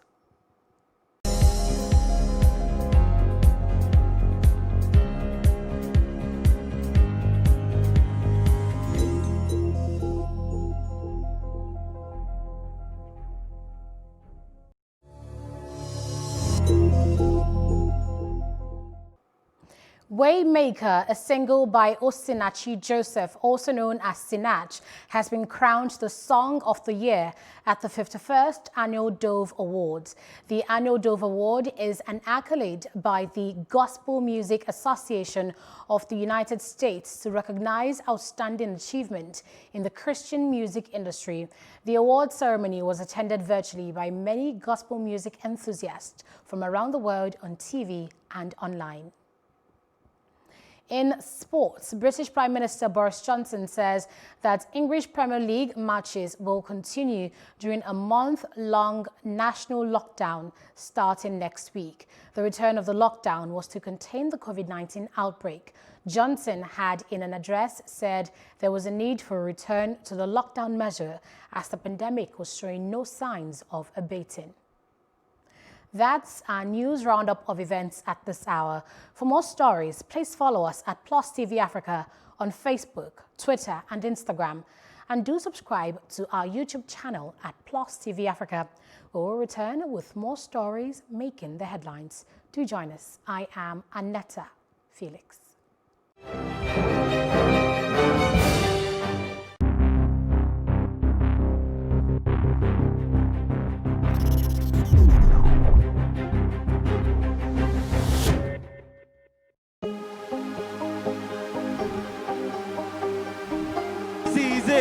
For upcoming artists to blow in Nigeria.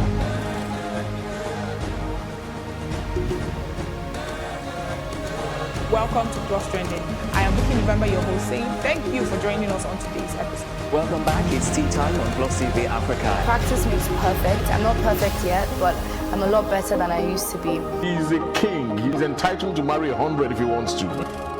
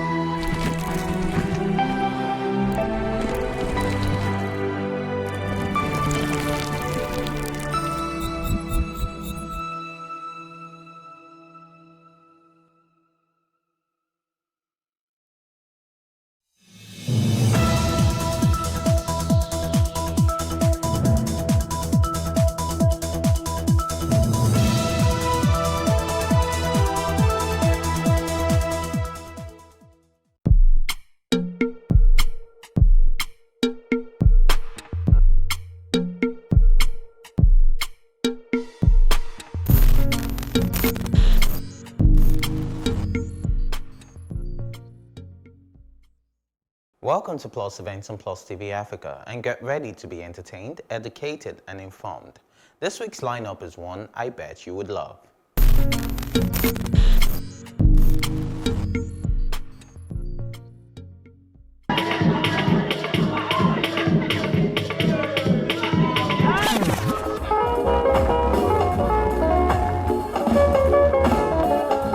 A situation where a governor could, before he leaves office, pass law that will pay him the way these people, it is daylight robbery.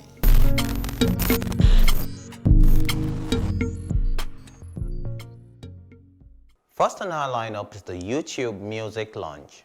On March 11, 2020, YouTube Music launched in Nigeria and held an exclusive press event to officially announce and demonstrate YouTube Music and YouTube Premium at the Google Developer Space, Ikoyi. The event started with an opening address from Taiwo Kola Ogunlade, Google's Head of Communications and Public Affairs for West Africa, followed by Adi Awofisayo, who is YouTube's Content Partnership Manager, Sub-Saharan Africa. She did a demonstration of the app using statistics. She emphasized on the fact that the purpose of the YouTube Music is to bring fans closer to their favorite artists. I would say without a doubt, people already know that YouTube actually helps. I would say from the family of Google, basically. So YouTube has actually been there for years and has actually helped people in different ways. So you can go on the platform to learn different things. Aside from learn different things, you can also actually upgrade your skills. So it actually depends on what you're using YouTube for, as a user or as a publisher. And very, very exciting to talk to you guys about music in Nigeria and talk to you guys about YouTube Music launching in Nigeria. My colleague Tutu will go deep dive into YouTube Music launching in Nigeria, but I wanted to give you guys the landscape of YouTube Music in Nigeria, why music is important to YouTube, why music is important to Nigerian audience, to give you guys some insight, as YouTube is a huge platform, right? We have 2 billion monthly users who log in to YouTube every month, right? And that's huge.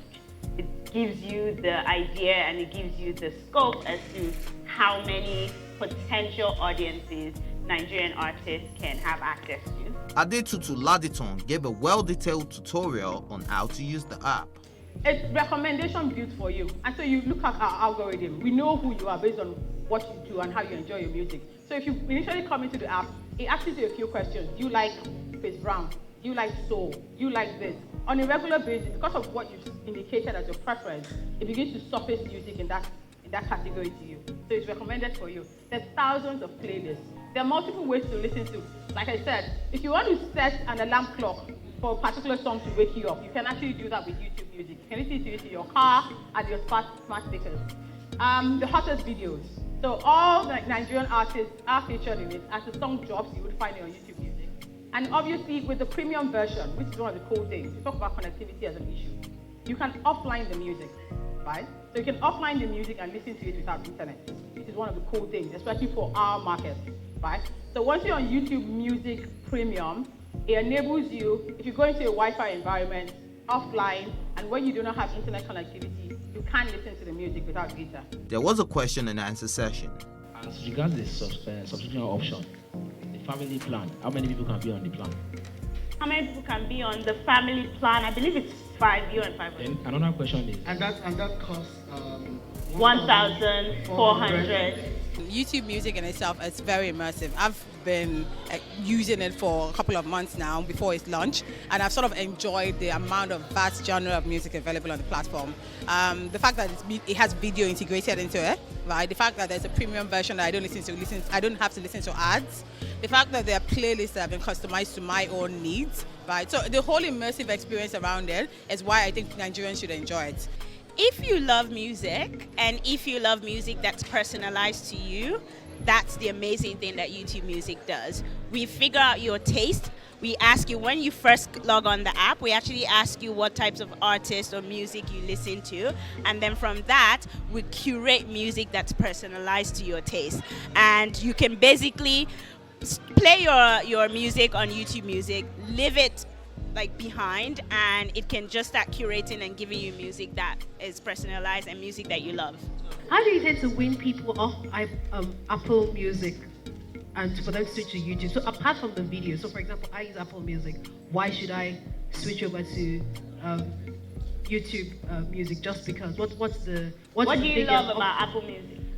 I love the fact that I can get any artist that I want. So most of the things that you've put here, I've discovered a lot of artists on Apple Music. And what I do, so that's why the video doesn't really do it for me. I wake up in the morning, I plug up my laptop, just search for something. If I want to change, it just change, and I'm doing what I need to do, preparing for work. It's up to the user to decide whether or not the features that we're offering on YouTube Music works for them. So one of those features is like the videos, like you said.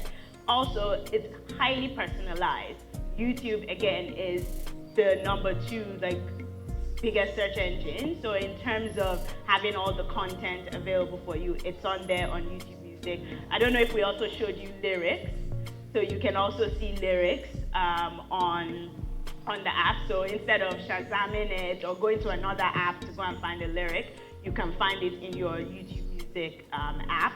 A surprise guest, Naira Marley, was invited on stage. The singer spoke about his inspiration and thrilled the audience. Let's talk about your style of music, because I mean, you just walk in and some people are already doing the dance, some people are already your style of music is making so much waves in Nigeria at the moment. I mean, we have people, a whole new generation of people that call themselves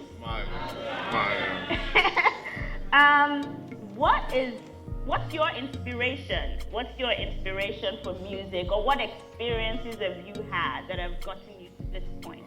I think my inspiration is just a little bit of everything, like a little bit of Fuji, a little bit of the drums, a little bit of Muslim music, you know, a little bit of this proper Yoruba movie. Like Abidja. King Sunny Ade? No, movies like I'm talking about Nigerian movies, like the village movies, Yoruba movies, like Ayokoto, Abameda, Wow, so it's like taking it back. Yeah, it's a bit of everything. Like the Ayo, the Masquerade, a bit of everything, you know. Guess the YouTube Music streaming platform is here to stay.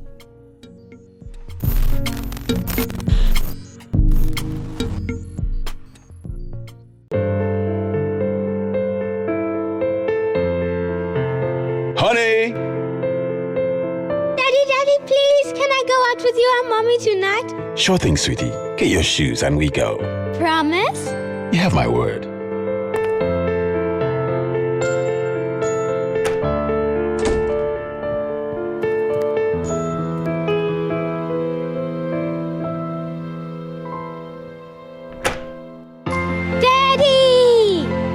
You know I wouldn't leave without you, my princess. Stay safe. Maintain social distance. We are Fidelity. We keep our word.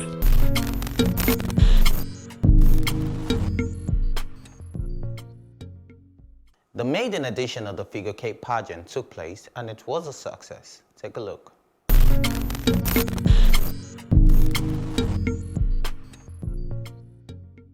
The maiden edition of the Figure 8 pageant took place on the 5th of March 2020 at the Muzon Center Shell Hall.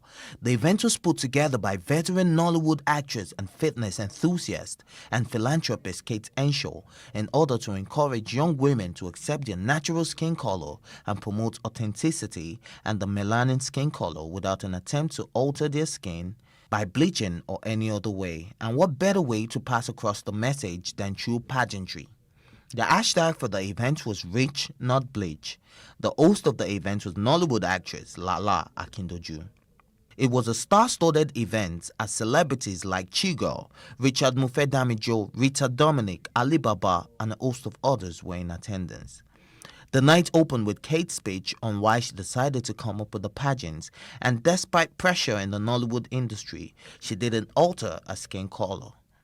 The contestants were then introduced. The pageantry involved 13 contestants, but in the end, there was only one winner. The reason why I did this, I was telling one of the journalists out there that after this event, I'm going to ask my friend why she changed her color. We were in school together, dark and beautiful, her bed in her house, her bed in my bed. I looked through Facebook some years ago and she was Rita's color. I'm like, wow, what happened? And I wasn't sure if I should ask her or not ask her, but every time I scrolled through, I would see, and then I saw other images, I'm like, everybody around me is changing. There's something wrong somewhere. Ladies and gentlemen, please put your hands together for the finalists.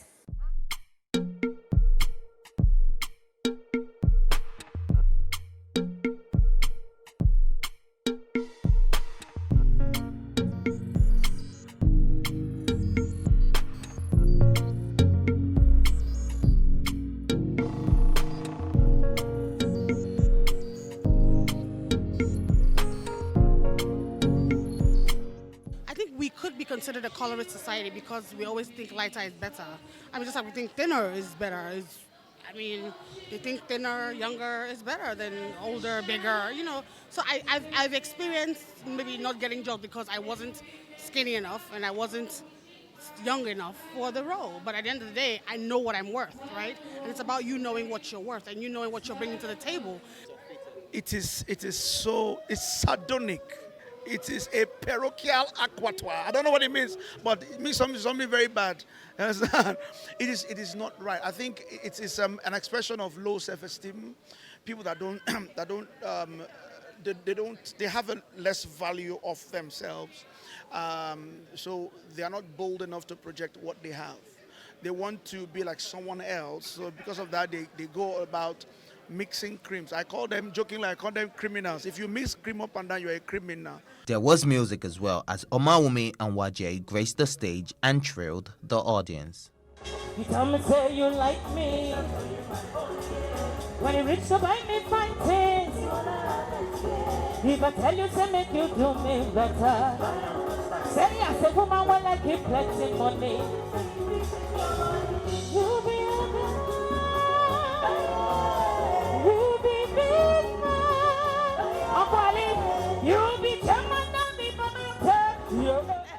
Cancer is around the corner, and you don't want to look like a coloring board. Stout leg, Coca-Cola hand, Fanta face, and God knows, we don't know if your hands get that far behind, so we don't know the color. Oh, so much joy and laughter when I am with you. Oh, you don't steal my heart away. Oh, my baby boy, yeah. Oh, you don't steal my heart away.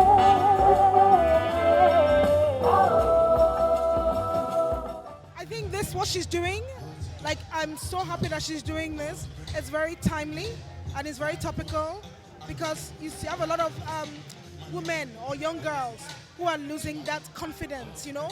And I believe that platforms and conversations such as this will help build back that confidence to let them understand that beauty is skin deep. Beauty goes beyond the physical. Everybody knows the negative effect of bleaching on the skin. It affects your organs, your kidneys, your liver. At the end of the day, it doesn't look good. You're beautiful in the skin that you are. After a vigorous contest and assessment by the judges, which was made up of Ali Baba, Blessing Egbe, and Bemi Shashure, the 13 contestants were shortlisted to 6 girls and finally down to 3.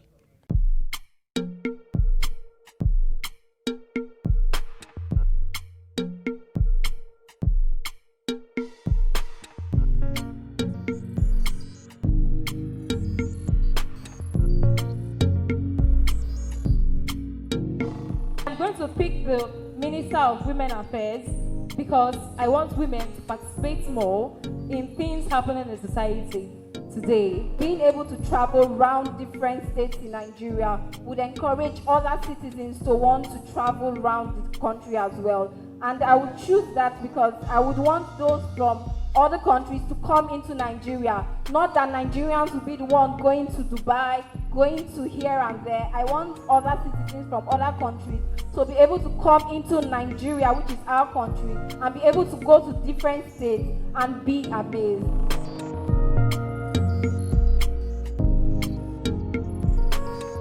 Jane Tyloby, a 22-year-old Delta State University student, emerged the winner and won the cash prize of 1 million naira. The winner of the first figure kit pageant today is Jane Tyloby. Congratulations, Jane. Lead me to my destiny. I have waited.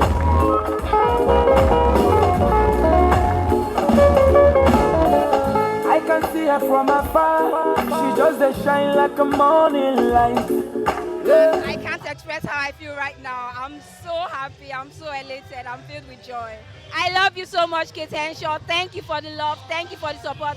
Thank you for being a mother thus far. I really appreciate you. You are a whole vibe, and I love you. I'm fulfilled, happy, glad that it turned out so well. I had my doubts, so that, hey, will people come? First and foremost, will the girls come? Because I told them that for the finals, I need to see all of you. I cannot just give the price of 1 million across the internet when I'm not a Yahoo person. I want to see you, and above all, I want to know what's here.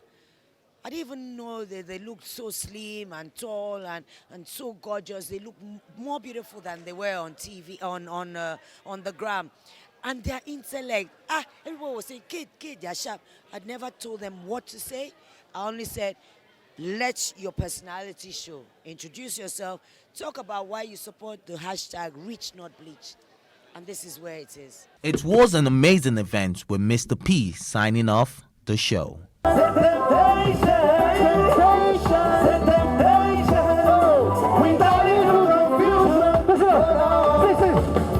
I've been there trying to make a rush when our body brush. Oh girl, I was tempted to touch. When I was nothing I go do, I just became a fool.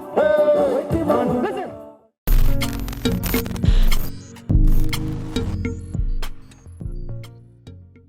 The Why I'm Alive campaign celebration tagged the Nigerian story held at the podium Lekki. Watch.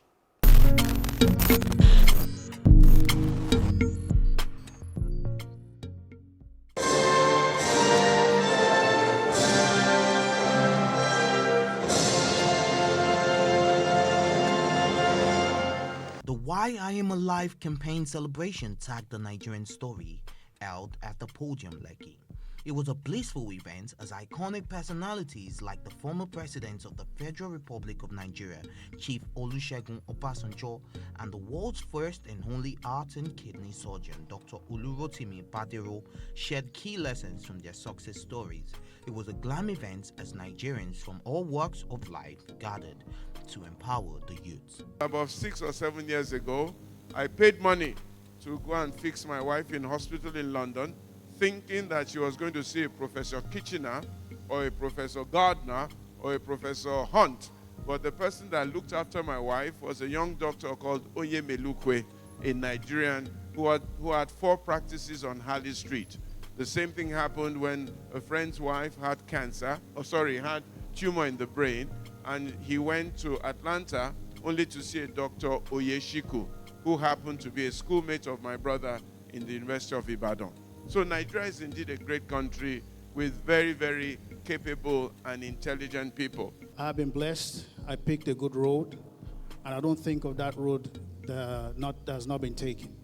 You know, when I grew up in an era where I was very conscious of the very ambiguity of the concept of exceptionalism and a global mandate for a country where you see was embattled faces and fallen eyebrows. And due to our shared views, our collective goals, our institutional respect for each other, what we hold true as Nigerians, we've left behind a dystopian society where all you see is, where poverty is a constant companion and luxury is like a strange thing. I want to hear from you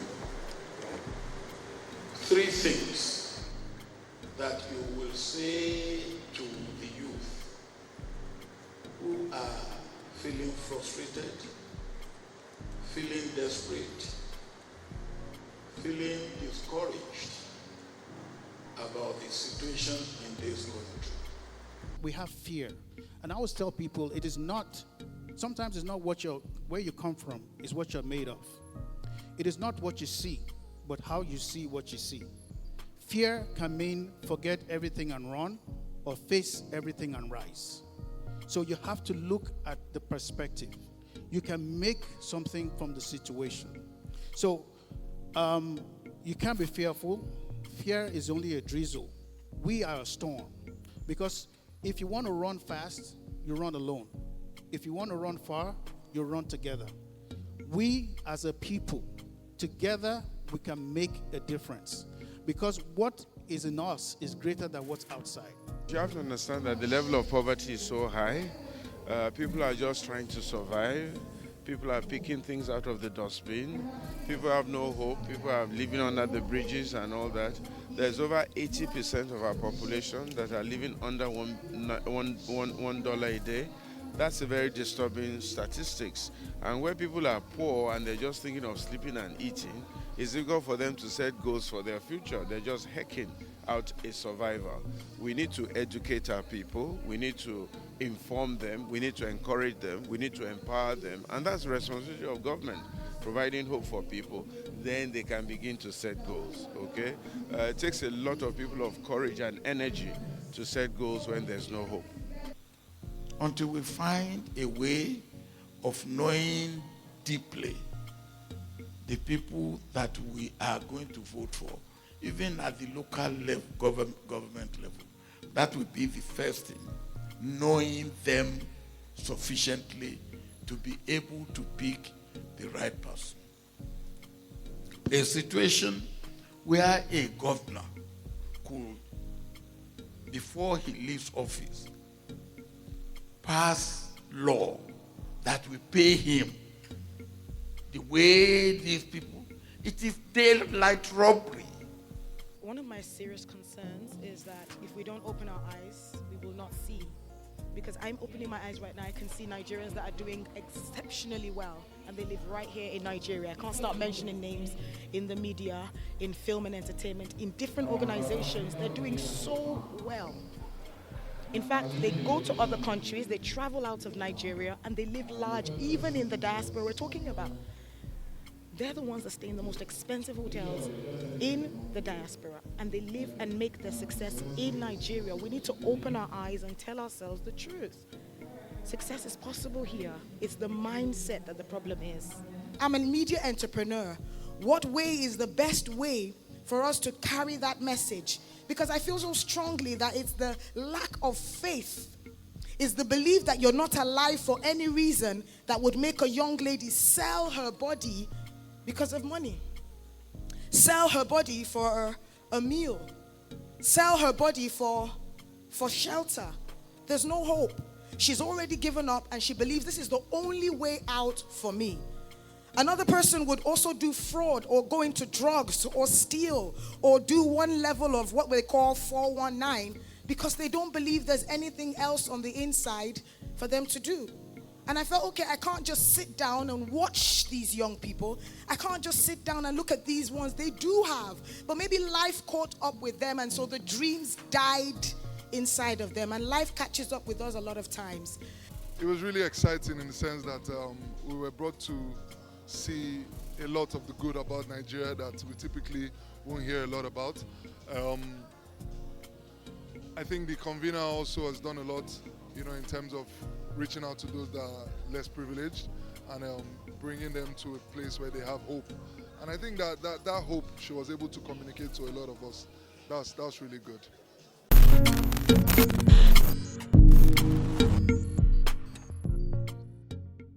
This brings us to the end of the show, but I will be back next week with a brand new episode. Until then, kindly subscribe to our YouTube channel and follow all our social media platforms at Plus TV Africa. See you next week.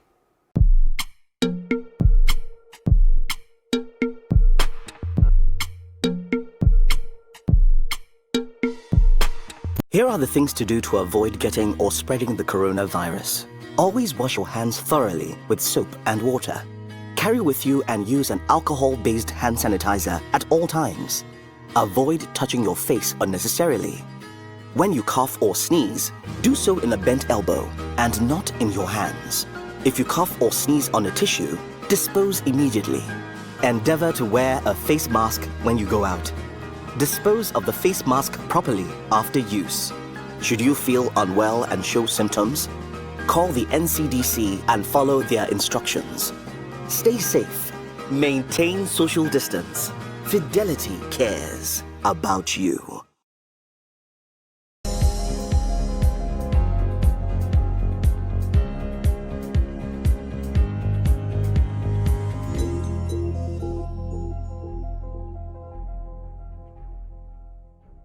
We can't talk about education reform if we don't decolonize our education system. What we do not understand, we will stigmatize. Because it's just cultural. And I think it's just human nature. They stop paying us salary. I don't like remembering it. I am angry at Nigeria. I'm angry at this government which seems to be letting us down. I'm angry at us as a people. In the process of struggling to free myself from his hand, he tore my pants and he raped me. Yes, I commit offense truly.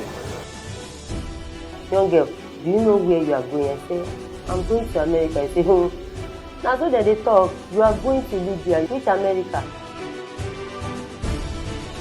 As it then do mark our place, some people they die now. This is Plus TV Africa. Big stories live here. In a world of overwhelming voices, where everyone has something to say, it is important that we bring the core issues to the fore. As we lend our voices to inspire, inform, influence, and provoke your thoughts and action. We want to hear these issues and know what you are saying. This is not just women talking. It is an evocative program that touches the core of our existence. We take on topics some may consider taboo and want to sweep under the carpet. We understand that what touches one touches all. We know you have a lot to say, so let's hear you.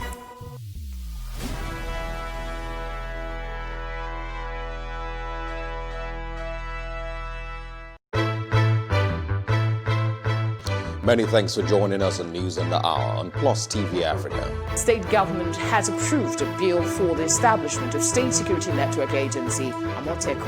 We have the highest number of extremely poor people in the world. He's not concerned about lecturers that are raping students that are under their care. He's concerned about them being stigmatized. And I can tell you that he will get the result in full measure. He cannot avoid responsibility. Why the focus on Africa at this point? The news only cover, one side of Africa, so we always felt like the picture is incomplete, so we need the whole picture.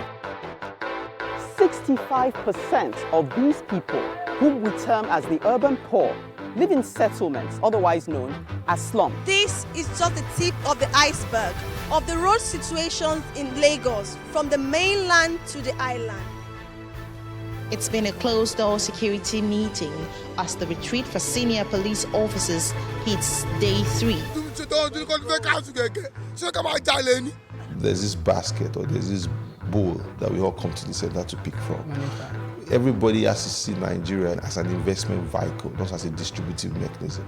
Still on the foreign scenes, Russia has flatly denied allegations that is spreading disinformation about the new coronavirus outbreak on social media. Australian Open debutant Coco Gauff defeated defending champion Naomi Osaka in 2 straight sets. Kenneth Okonkwo Kanayo and Bob Manuel Udoku have been conferred with the Veteran Actor of Nigeria Award. This is Plus TV Africa. Plus TV Africa. Plus TV Africa. Big stories live here.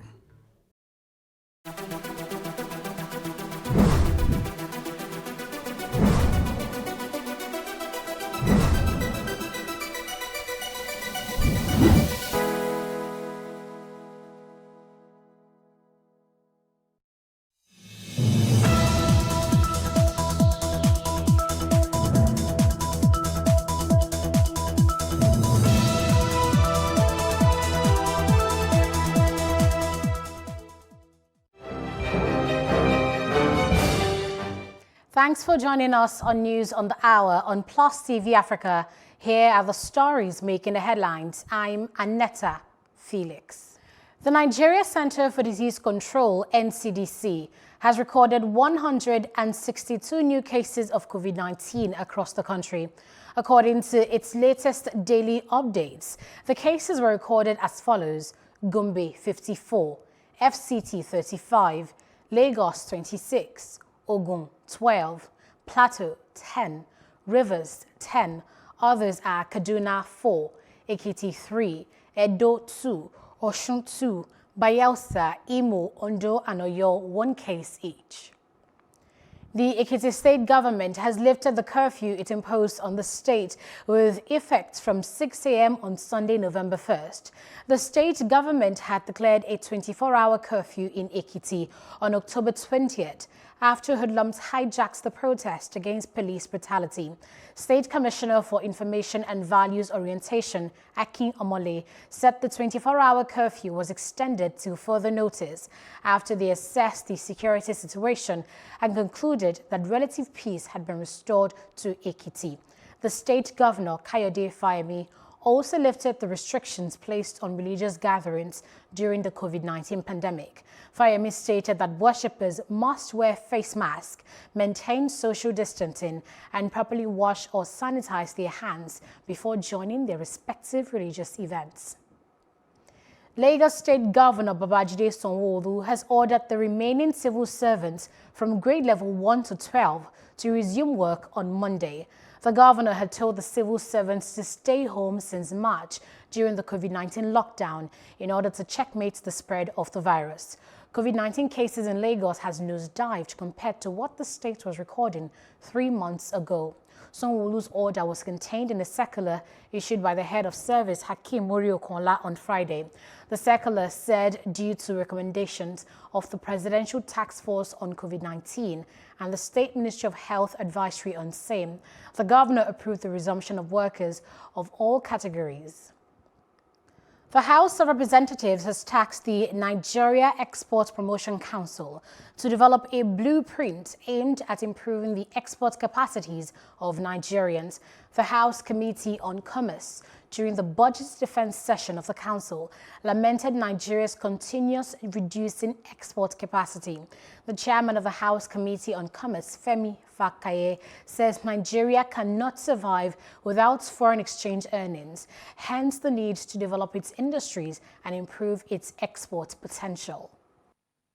No country today can develop compositely, that is on a comprehensive basis, without one thing: manufacturing. Yeah. So if all you do, and I'm not blaming you or your team per se, if we as a country, I'm talking about, focus on the export of raw produce. I have bars of chocolate in my house made in Ghana of their own cocoa. I've seen items from every coast made of cocoa. What you need to do is do some hand holding. Get our nails dirty into the ground. What do we have to do to really get into, we are doing our own chocolate. We are now in another that you are asking for, the budget of 2020. We know that we have COVID in 2020, but what effort? Because I listen to you, that you'll be making with all this institution for our export, because we rely on your words over here. Can you tell us your relationship and how to generate, so that by the time you are coming to define for the review, you'll not be saying another thing? I see the potential that is Nigeria. At the same time, I'm tired of talking about the potential that is Nigeria. I'm really tired. It's about time that we realize this potential. Look, the Zero Oil Plan states it out. Increase production, increase productivity all across these lines, and then you get into where Nigeria should be. I'll just give you an example. For cocoa, for example, we're on about 300,000 metric tons. It's shameful for Nigeria. The People's Democratic Party Lagos State Chapter has asked the Lagos State Governor Babajide Sanwo-Olu to consider the honorable option of resignation as the Governor of Lagos State. The party argues that its call is in good faith and for the overall interest of Lagos, stating that if the state continues to experience the collapses in the next 72 hours, it may suffer a declaration of state of emergency, a step that would likely deprive all. Asserting her call further, the PDP, through its state spokesman, Taofiq Ganu, said it is even more expedient for the governor to welcome the council to step aside. Taofiq Gani said that the Nigerian army has revealed him as the person who invited the soldiers to quell the Lekki protests, which has led to unfortunate fatalities and grievous injuries. Meanwhile, the Socio-Economic Rights and Accountability Project, SERAP, 261 Nigerians, civil society and media groups have filed a lawsuit against the National Broadcasting Commission, NBC, and Minister of Information, Lai Mohammed.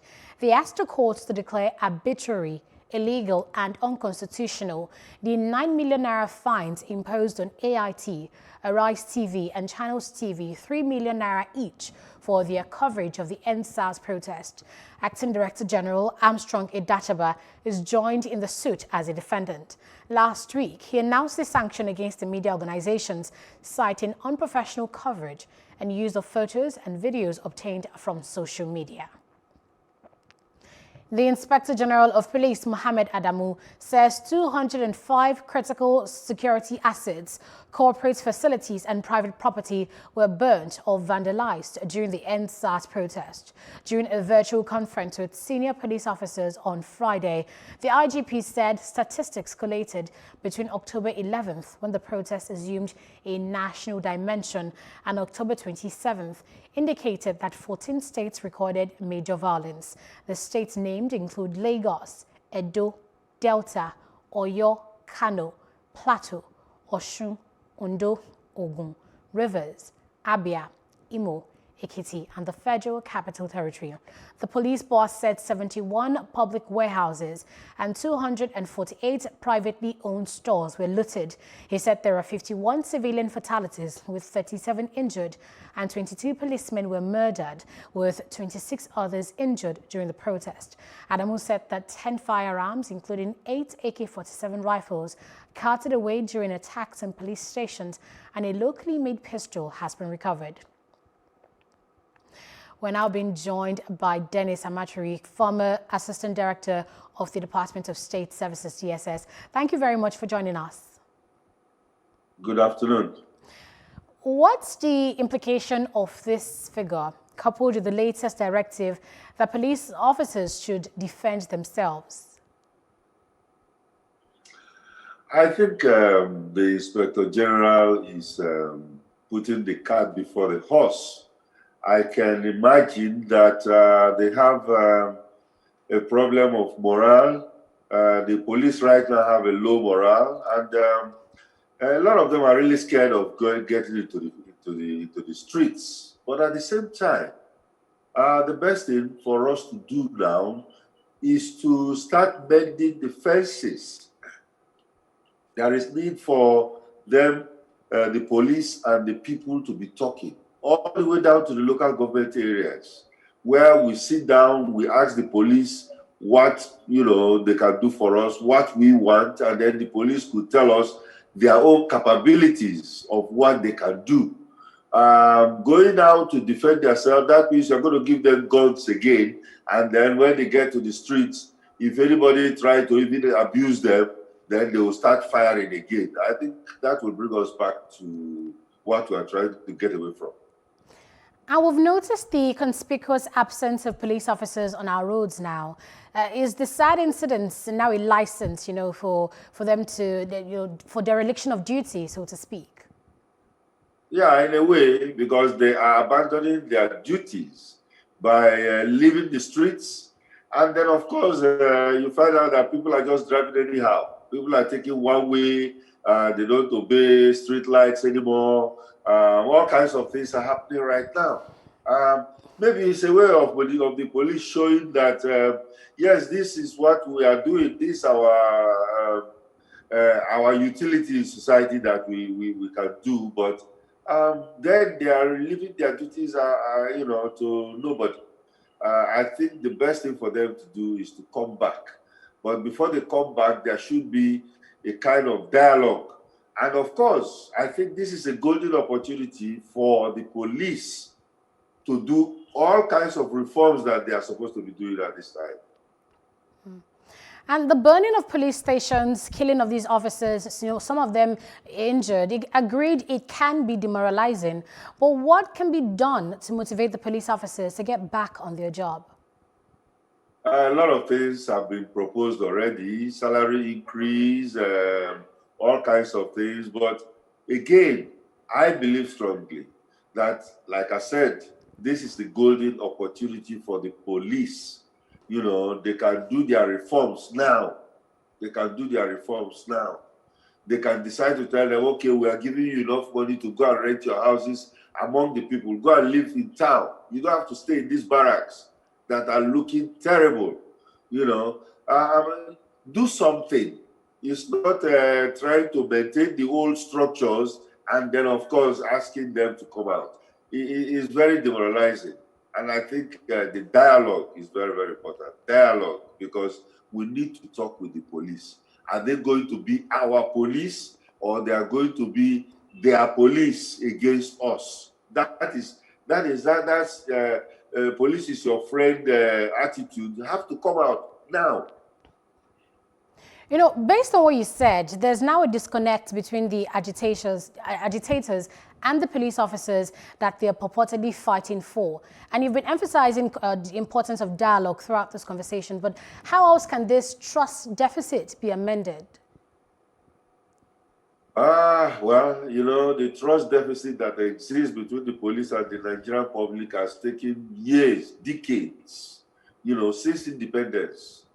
And I think the police on their own should start working on that.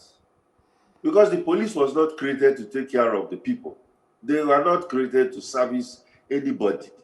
They were created to protect the colonial masters. And when the colonial masters left, the new masters are whom they are taking care of now. That's the politicians. The IG has done very well by withdrawing the mopoles from all the politicians that they are following up and down. But I think you should be serious about it, because I can see that they are still there. They are still with those people. If the politicians are looking for protection, they should go to private security. They should go to private security and do that. There are people that are warranted by law, by constitution, to be taken care of, and that's the president, vice president, senate president, speaker, the chief judge, and some very important ministers, and then foreign heads, diplomatic missions, not politicians or local government chairmen. State governors will be taken care of too, but we have bastardized it in such a way that if a politician is not with a mopole, it looks like he has lost his power, and that's not how it's supposed to be. Thank you very much for your thoughts on the news. Thank you very much for having me. The Minister of Justice and Attorney General of the Federation, Abubakar Malami, says the federal government is set to end impunity against members of the public, including journalists. In a message to commemorate the International Day to End Impunity for Crimes Against Journalists, the minister said it was gratifying to note that Nigeria is no longer among the countries with impunity for crimes against journalists. The day is a UN-recognized international day observed annually on November 2nd. The day draws attention to the low global conviction rate for violent crimes against journalists and media workers, estimated at only 1 in every 10 cases.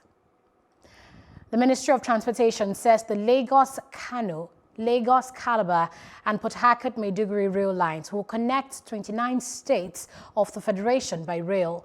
The permanent secretary of the ministry, Magdalena Jani, says the 3 rail corridors, which form the Coastal Rail Corridor, the Northern Rail Corridor, and the Eastern Rail Corridor, is a priority for the federal government.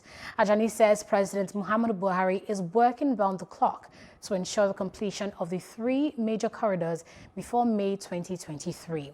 She says the rail transport presents tremendous benefits for the country and will ensure the protection of other transport infrastructure like the Nigerian roads. If we take the Lagos Kano, Lagos Calabar, Port Harcourt Maiduguri routes, 29 states will be covered. So we are saying out of 36 states, people can get to 29 states by rail. And this is the mandate of Mr. President. This is his desire that the whole country gets connected by rail, at least by 2023. And so my eye is on that ball to make sure that I work with my minister to deliver this mandate.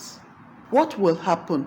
We are getting the wrong tonnage of equipment off the road, so that whatever our Ministry of Works is doing in terms of road, the right type of vehicle is plying the road, and so we don't have huge tonnage vehicles getting on the road and destroying our roads.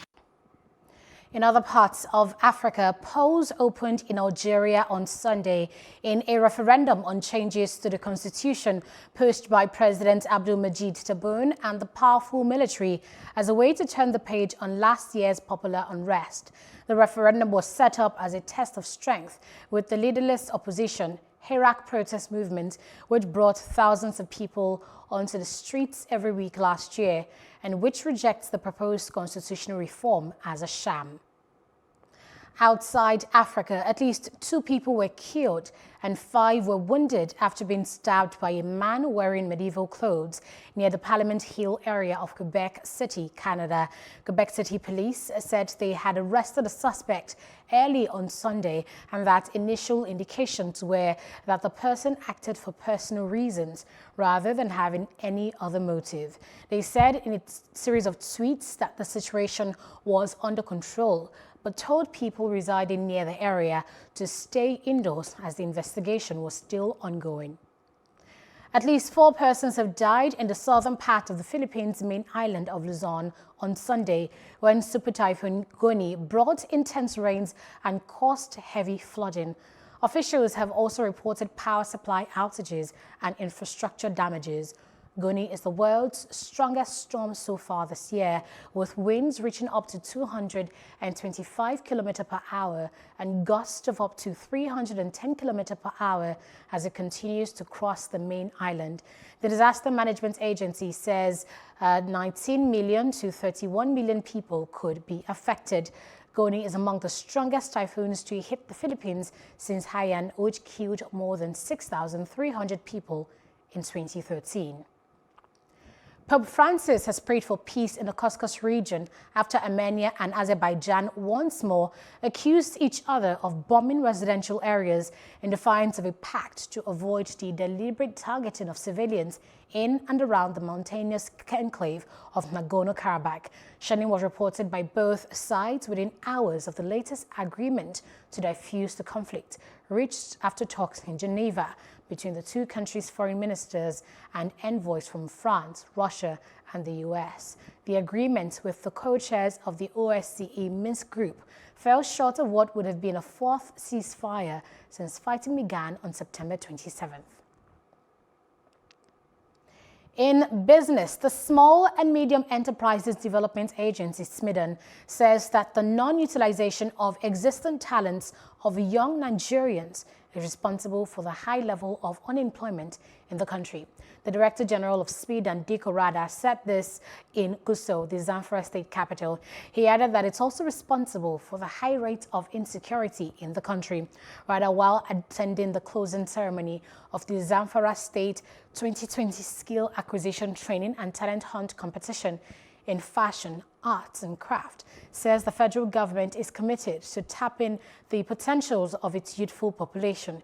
He said the federal government has set aside the sum of 75 billion naira to support small and medium-scale businesses across the country. It has mineral resources. Many of these mineral resources are here in the state, and I assure you that most of the people to be involved or to be accommodated are mostly youth that will benefit the state to provide farming opportunity to them. The program is aimed at identifying talent among the youth, men and women, so that those talent can be turned into a business idea and we can cultivate and germinate it to grow and become a full-fledged businesses. All essence is to germinate these ideas into a full-blown business. And Smeden has given consolation prizes to the first, second and third winners, and then the last 7 among the 10. We have plenty of talented youth. When people talk about tribulations in Zamfara State, they only talk of the abundant mineral resources that are exploited by criminals. That is not our only problem. Our major